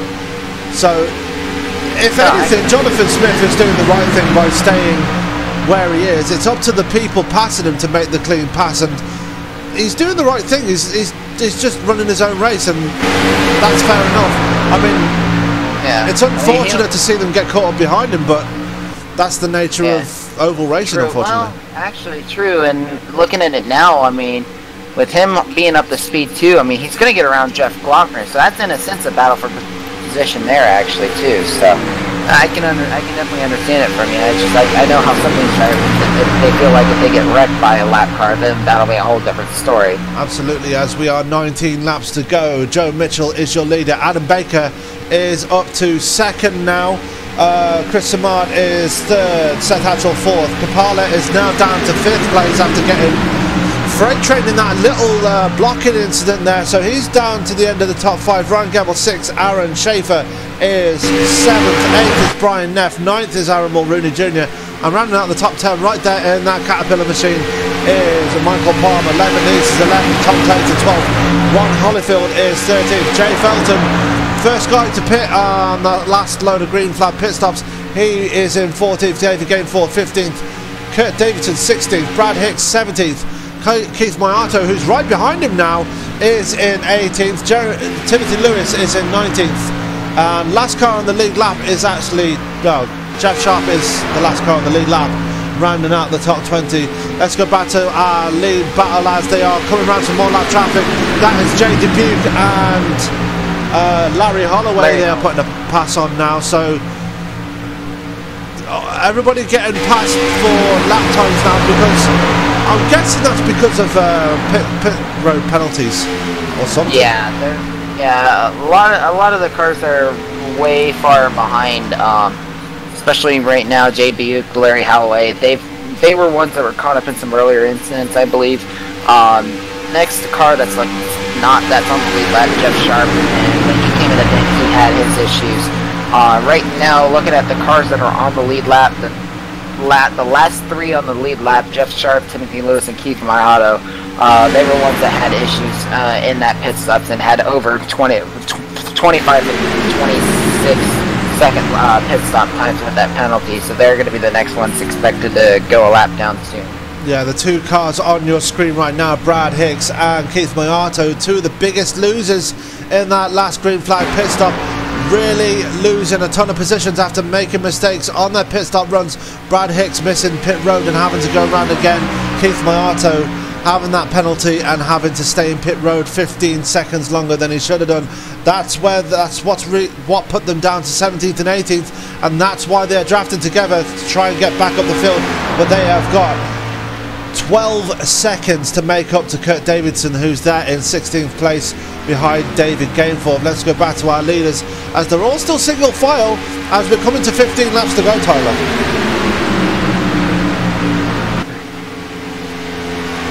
Oh. You okay? Yeah, sorry. I had to work for a second. Okay. Just mentioning that everybody's still single file even though we're 15 laps to go. Yeah, it's going to be interesting.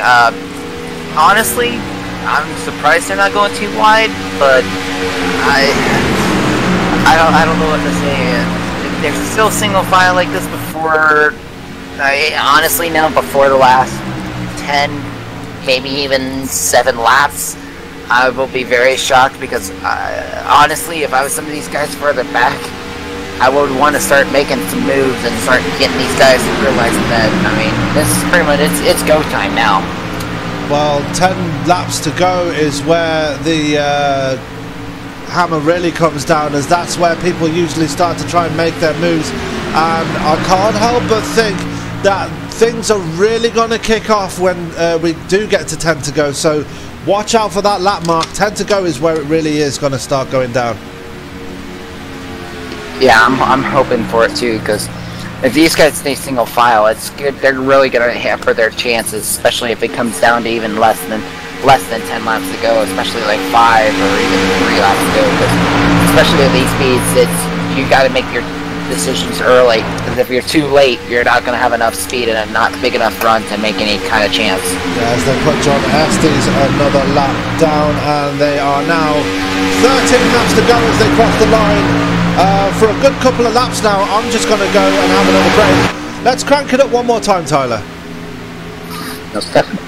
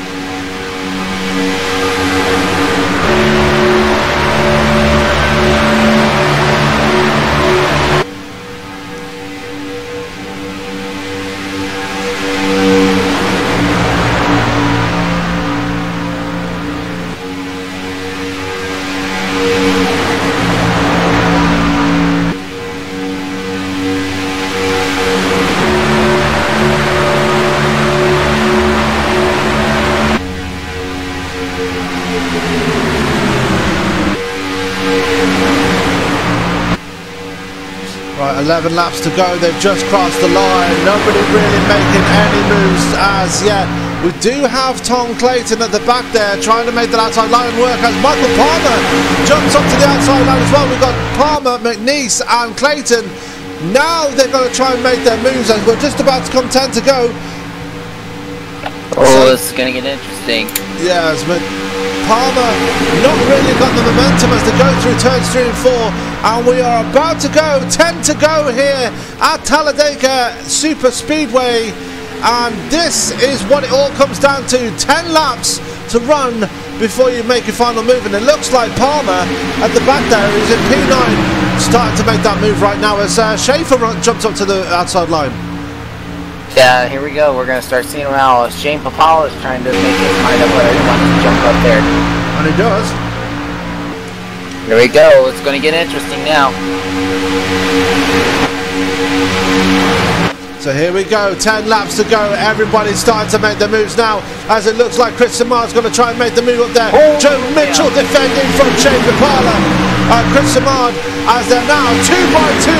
We are 10 laps to go again. As I've already mentioned, Joe Mitchell did try and put the block up there to try and break the draft, but here comes Chris Samard.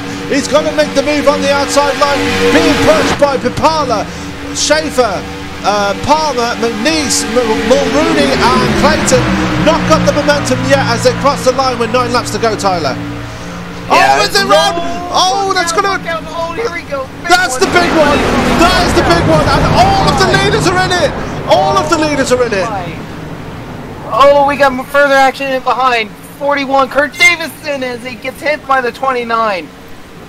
Look out, everybody. Oh, my. And that is the big one.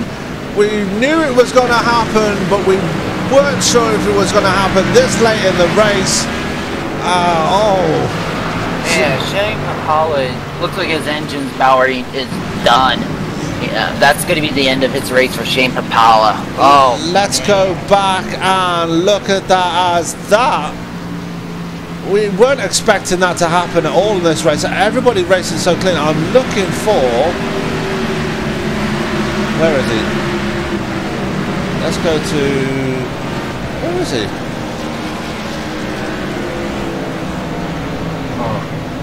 Ah, Joe Mitchell, there he is. Let's go back about a minute and find out how that happened. Oh, let's go back a bit further than that. Wow. What Let's stop that for a second. Yeah, I want to say, watch the 71 of Aaron Schaefer when you get an opportunity. I'm just watching how it all started, and it started with Mitchell and Simard getting it together. Let's go back and watch that again. Yes, John Mitchell coming up a bit on Simard, and everybody involved in that. What a huge wreck! Simard, Pipala going for a ride, everybody going for a ride, and wow, what a wreck that was! An extra hit after that too. I mean, my goodness. And your new leader now is Chris Simard. Schaefer making it through, Mulrooney making it through. Gemmell making it through, Lemmet Nice somehow making it through as well. Brian Neff is Palmer towing, so he's there as well. Wow, this is really shaking things up as we are 8 laps to go. Oh my god. Yeah, honestly, just to show the people at home, watch from the cockpit of the 71 of Aaron Schaefer. I don't know how in the world he managed to make it through cleanly, but my goodness, that was unbelievable. I mean, he was right in the middle of everything when it happened, and I can just think of it in his mind. He's probably thinking, "Oh gosh, I'm dead, I'm dead, I'm dead." As we are going to go back and find that. It was lap 86.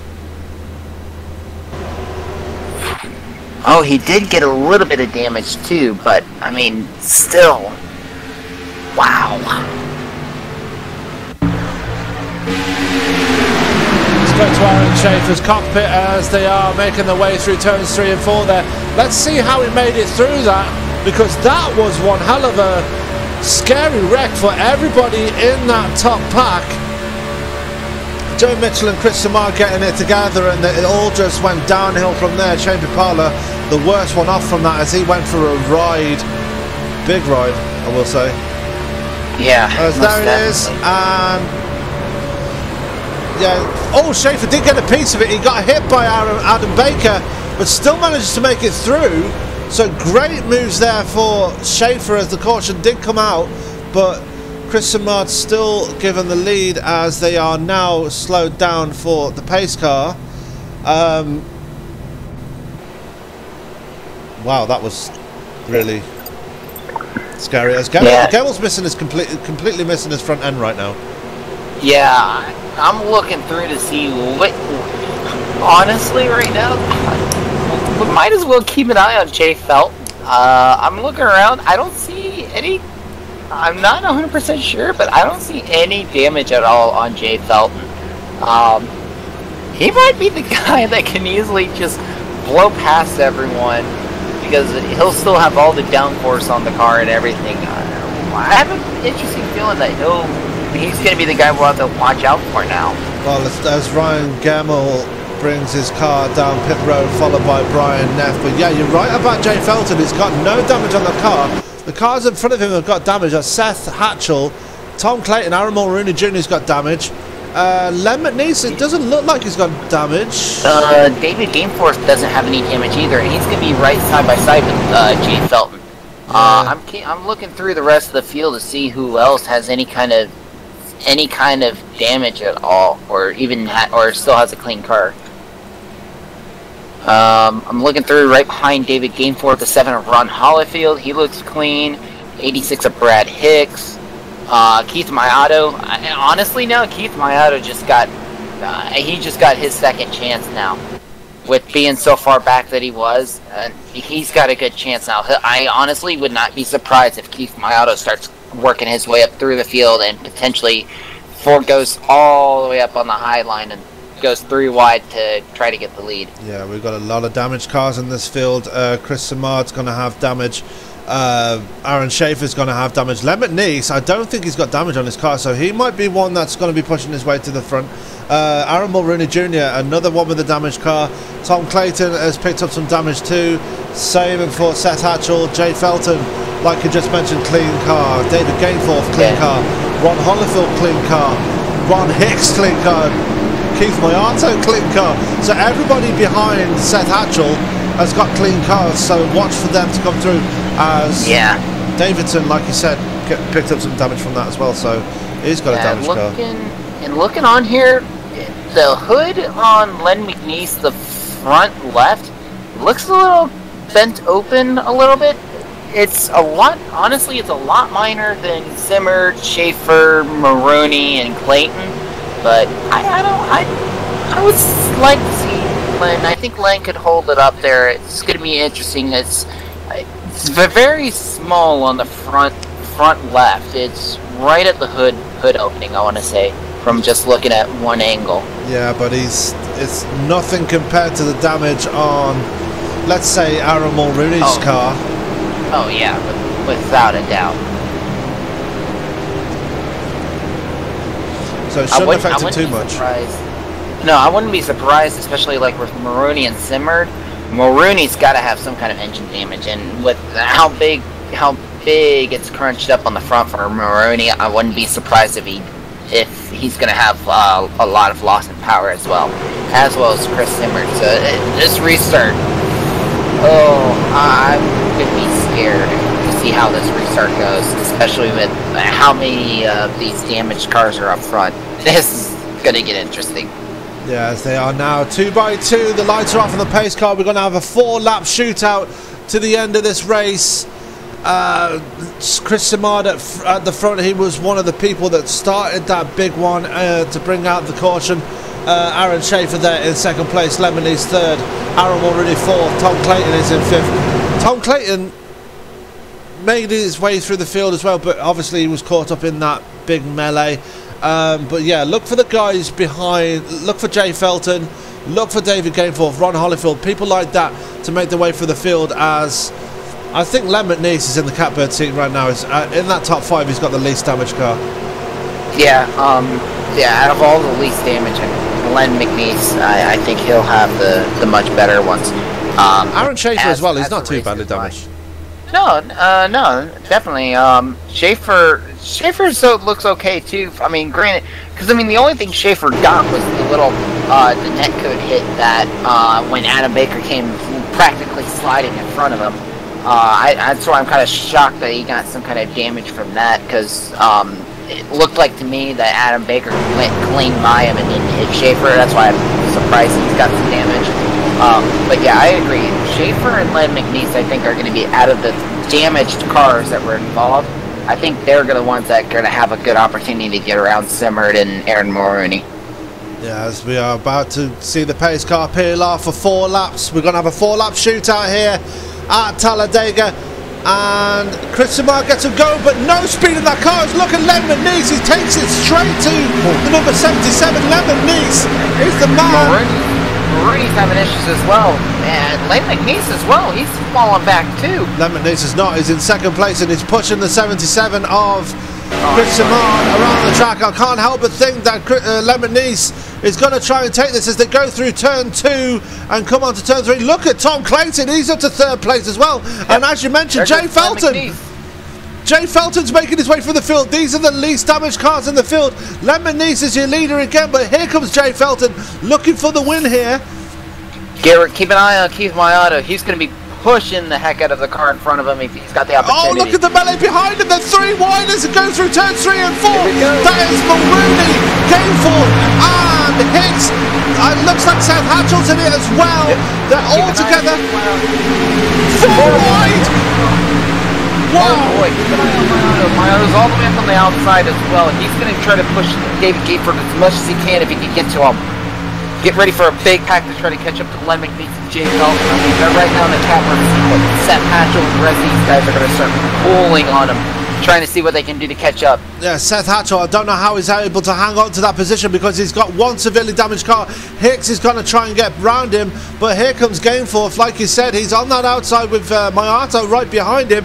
They're going to try and get up to that third place, but it's, well, third place? Yeah. Yeah, my auto and Gatefoot need a little bit more help. But here comes Satchel. Oh, look out! Satchel's gonna get left out on the high end, but oh, there's a wreck! There it is. That's the caution. As Lemonese is going to win it here at Talladega Super Speedway. Jay Felton is going to be second. What a wreck to end the race, and that was Aaron Mulrooney Jr. in that. Oh boy, oh boy. Let's go back and watch what happened there as we will go to our winners in a minute, but let's go and have a look at Aaron Mulrooney Jr. It was in it with, it looks like, yeah, Brian Neff, looks like Holyfield was in it. Wow, that is the end of the race for those guys as... Oh, Simard almost getting a piece of that as well, but Simard was freight train near the end there. But big winner out of that. Len McNeese and Jay Felton, our top two finishers at the end of this race, and Brad Hicks coming home with a third place as well at the end of that. Yeah, heck of a run. Len McNeese, man, I mean, Jay's probably loving this right now too. I mean, boy, the way he had his start. I mean, he started 11th and came up second. I mean, and even Jay Felton. I mean, actually, Jay Felton started 23rd, and he's going to finish in second. I mean, Brad Hicks, another car that started way in the back, started 20th, and he's going to finish third. I mean, awesome runs by the top three. I mean, Len McNeese is gained 10 spots and the win. Jay Felton gaining 21 spots. Brad Hicks gaining 17. I mean, those are some of the biggest movers. Further down, Kurt Davison, I mean, started 24th. He's going to finish 8th. And Ron Holyfield started 26th and finished 9th. Timothy Lewis started 27th and finishing 11th. A lot of guys that started way in the back. I mean, it paid off, but boy, did it get crazy there at the end. Yes, they're all slowing down for the pace car. They are on the final lap, but the pace car still hasn't caught them yet. There is our top three in shot right there. Len McNeese going to be the winner. Jay Felton in second. Brad Hicks coming home in third. So three of those cars we did mention in the last caution really making their way to the front and stealing that top three. Tom Clayton holding on for fourth place despite... Oh no, David Gameforth's going to come home in fourth. So that's another car we did pick up on the last caution. So Tom Clayton, the leader of the damaged cars, so to speak. Or is he? Or did Seth Hatchell? Based on my thing, I'm looking off of iRacing. Seth Hatchell's going to be in 6th. This is just based off of what I'm not looking at the Avo screen. I'm looking at iRacing right now. What iRacing's got shown. It looks like Seth is going to be 6th, I believe. But I'm not 100% sure. I think you're right. As he's dropped behind Gameforth now, so he's going to be in 5th. Yeah. As Tom Clayton actually dropped to 7th, so Clayton's got back in line. As we're going to go back to our leader now, as he comes out of turn 4 behind the pace car, but it's been worth it. Len McNeese really been up the front most of the race, but really also taking advantage of the two big ones that have happened. Well, the biggest one that happened tonight, that first legitimate caution coming out tonight. Len McNeese is going to come across the line and is going to win here at Talladega Super Speedway. And yeah, I can't help but think for Len McNeese it's been well hard fought. Jay Felton's going to come home for 2nd. Brad Hicks in 3rd place. David Gameforth is going to come home in 4th place, and Seth Hatchell in 5th. So what a race there, Tyler. What a finish. Oh yeah, that was a heck of a race that went on. These guys just killed it tonight. That was awesome. Green flag most of the racing, and the only time the cautions came out was the two big ones that happened, but a heck of a race. It was fun. Yeah, as we're just watching Len McNeese do his slow down lap there. So yeah, our winner here today is Len McNeese. Let's go ahead and bring in our third place finisher. That will be Mr. Brad Hicks. Brad, have you got a copy, sir? Hello. Yes, sir. Brad, very well hard fought third place. I mean, definitely got up there after that big one, but were you expecting that to happen? What was that? What to happen? The big one. I never seen any of the big ones. I didn't expect them, but I didn't look. No, I didn't get to see them. the big wreck that happened, the first caution. What were you? Basically, did you get? You got a hard fought third place. I bet you're a happy person right now. Oh yeah, I mean it's fun. You know, I was too far behind the wreck to see it, so I don't know what all happened there, but just got lucky there at the end, and seas parted and went to the middle. And like to see it go to the end, but it'll be all right. Yeah, most definitely. I mean, you were drafted. You lost quite a few positions on that the last green flag pit stop, but managed to work well with Keith Mayato to actually stay in it and stay on the lead lap. So definitely worked in your favour when that first caution happened. So going back to that pit stop, did you almost spin out on that when it came down to pit road, or did you just completely miss pit road altogether? No, I realized I had to pit, and there was cars below me, and I was trying to get down without wrecking them. I seen them pitting too out my side window. I just got in a little too hot, and it was either speed down pit road, which is a 15-second penalty, or just go through the grass and come back around. So yeah, definitely discretion being the better part of valor for that pit stop, but it did work out in the end. Congratulations on the third place finish, Brad, and looking forward to Dover next week. What are your thoughts on that track? I won't be here next week. I gotta work, but I'll be back the week after probably. Okay, fantastic. Anybody you'd like to thank for tonight's third place? Just all you guys and Paul and all the sponsors here. I mean, appreciate letting me run when I can, and it's fun. Okay, congratulations on third place, and we hope to see you again in the future. Thank you, sir. Okay, that was our third place finisher, Mr. Brad Hicks. Now to bring in our second place finisher, Mr. Jay Felton. And he's there with me now. Jay, a very happy man in that number 33 machine. Yeah, you got to be having a big smile on your face right now. Yeah, it was a lot of fun. Pretty good run. Came up through the field and was really surprised the way it finished, on the last restart. Didn't really expect to get a chance to win the race, but I did. I had a chance. Yeah, I mean, you literally had the least damaged car after the big one happened. Did you know at that point, once you went back to green on that last run, that you were going to make up some positions, because you definitely had the cleanest car out there at that point? It's funny because I didn't know I had the cleanest car, and when the caution had come out before that, I was drafting in a pack of about 4 cars, and as soon as the yellow came out, the car in front of me slowed up, and I made contact with him. So I thought I had damage on the front of my car, and but on that restart, the way it took off, if it had damage, I wasn't worried about it after that. Well, it definitely paid off for you on that last restart. One of the first guys to pit on the money stop, the last green flag pit stops. Was that a bit of a strategy on your part, or did you just completely run out of fuel and tyres at that point?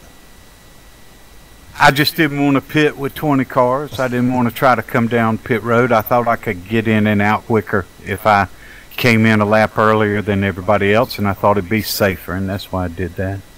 Okay, that's awesome. Looking forward to next week. We're going to Dover, the Monster Mile next week. You going to be there? Yeah, I'm going to try to be there, and it's a track I like. Should be a lot of fun. Absolutely. And, well, Jay, congratulations on getting second place here tonight. Very well hard fought. Anybody you'd like to thank for tonight's position? Well, I'd like to thank our new sponsor. I think United Real Estate. I really appreciate them coming on board and supporting our league. Help me make sure I said that correctly. That is the correct name, right? Yeah, that's right. Yeah.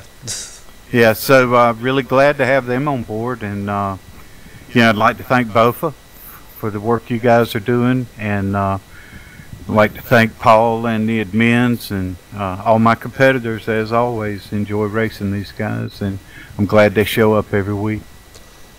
Absolutely, it's always a good time.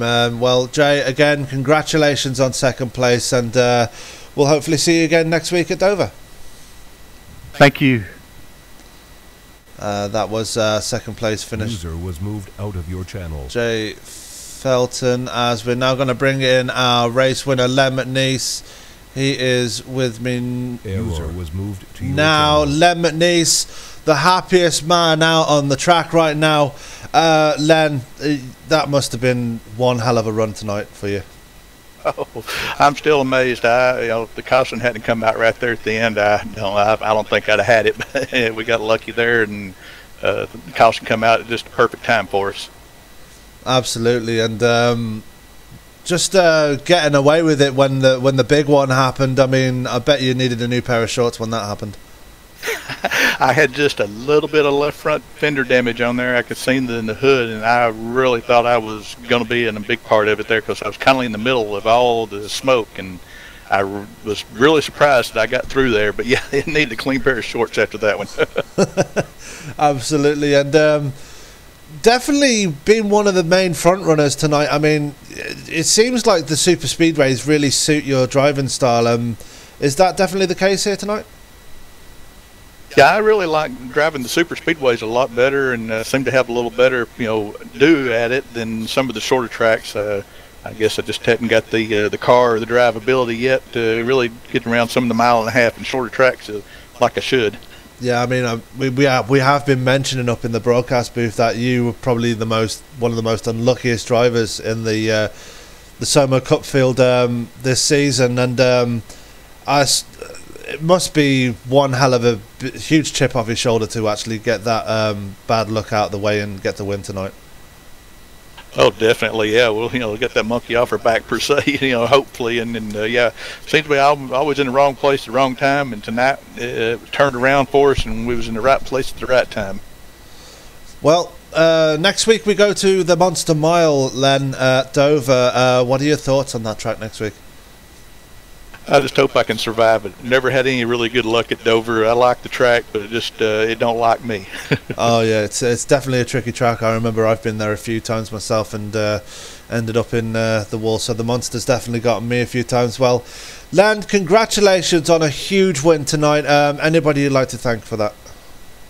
Oh, well, thank you guys up there in the broadcast booth for putting on a great show, and thank United Real Estate for broadcast or doing the sponsorship tonight for the night's race, and Paul and all the gang over there with the admins at SOMO Racing. So that takes all the whole group there to keep it going. We sure do appreciate all of you.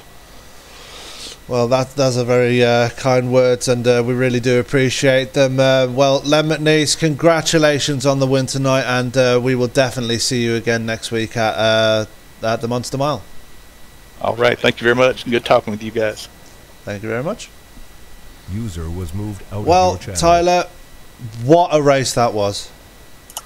Yeah, whew, that was. I know I was expecting a wreck, but boy, I wasn't expecting a big one like that. But at the time that it happened, I mean, man, that really shook up the entire field after.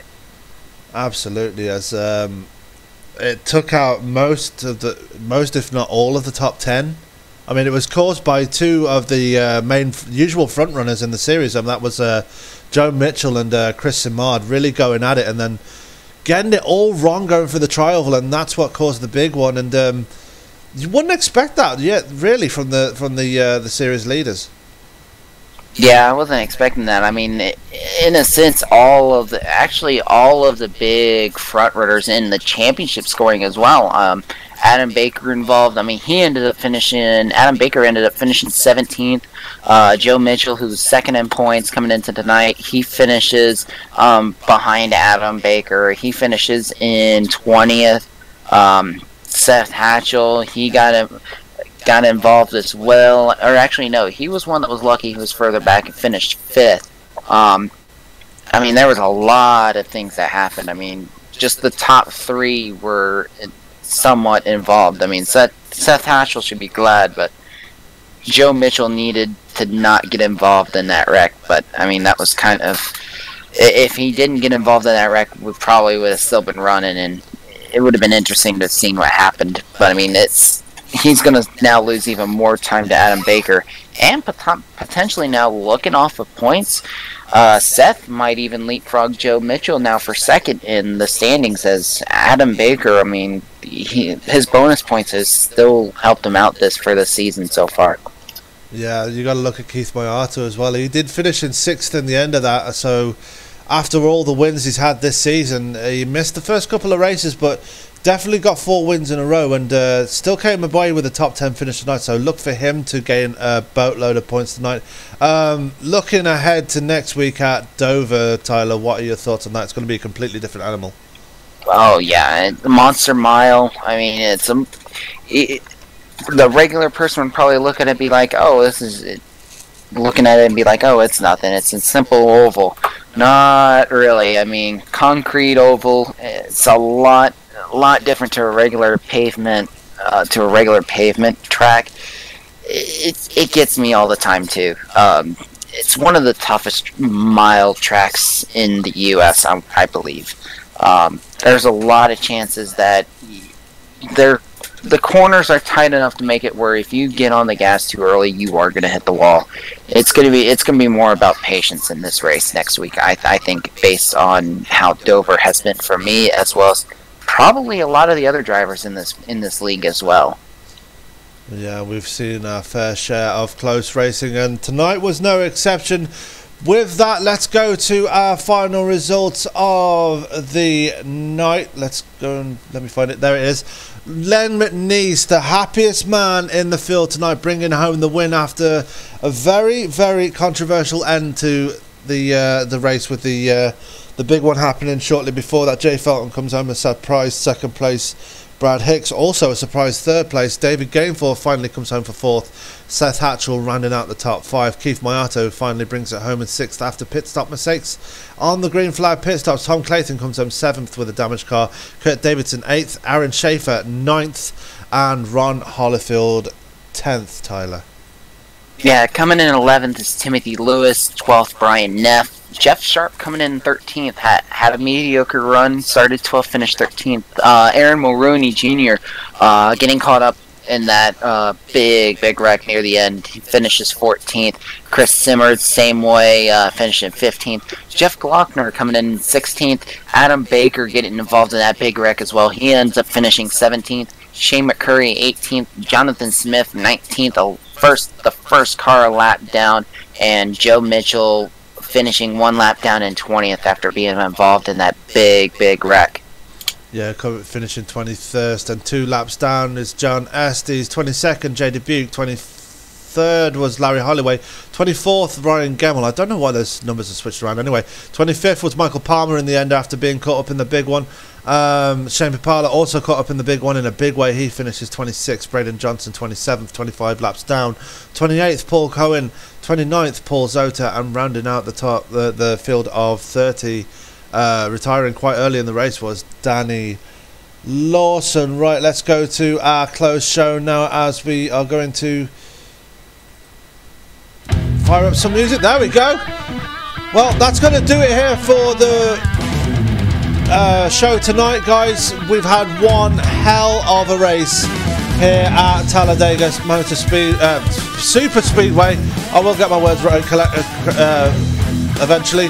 Before we go, just want to give a shout out to our league sponsor, United Real Estate. If you're looking for a home and you want to get a decently priced home, be sure to check out United Real Estate. They will give you the home you are looking for.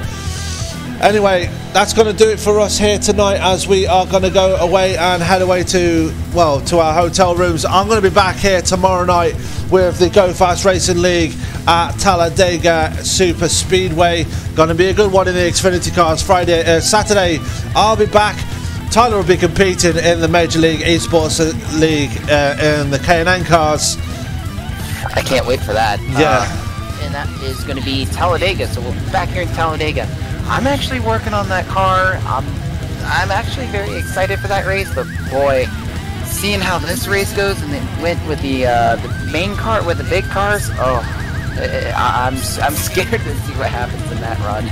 Yeah, and that's going to be going off at 8:55 local Eastern. So not much more for me to say here except good night. Keep it green, keep it clean, and we will see you tomorrow night live again from Talladega.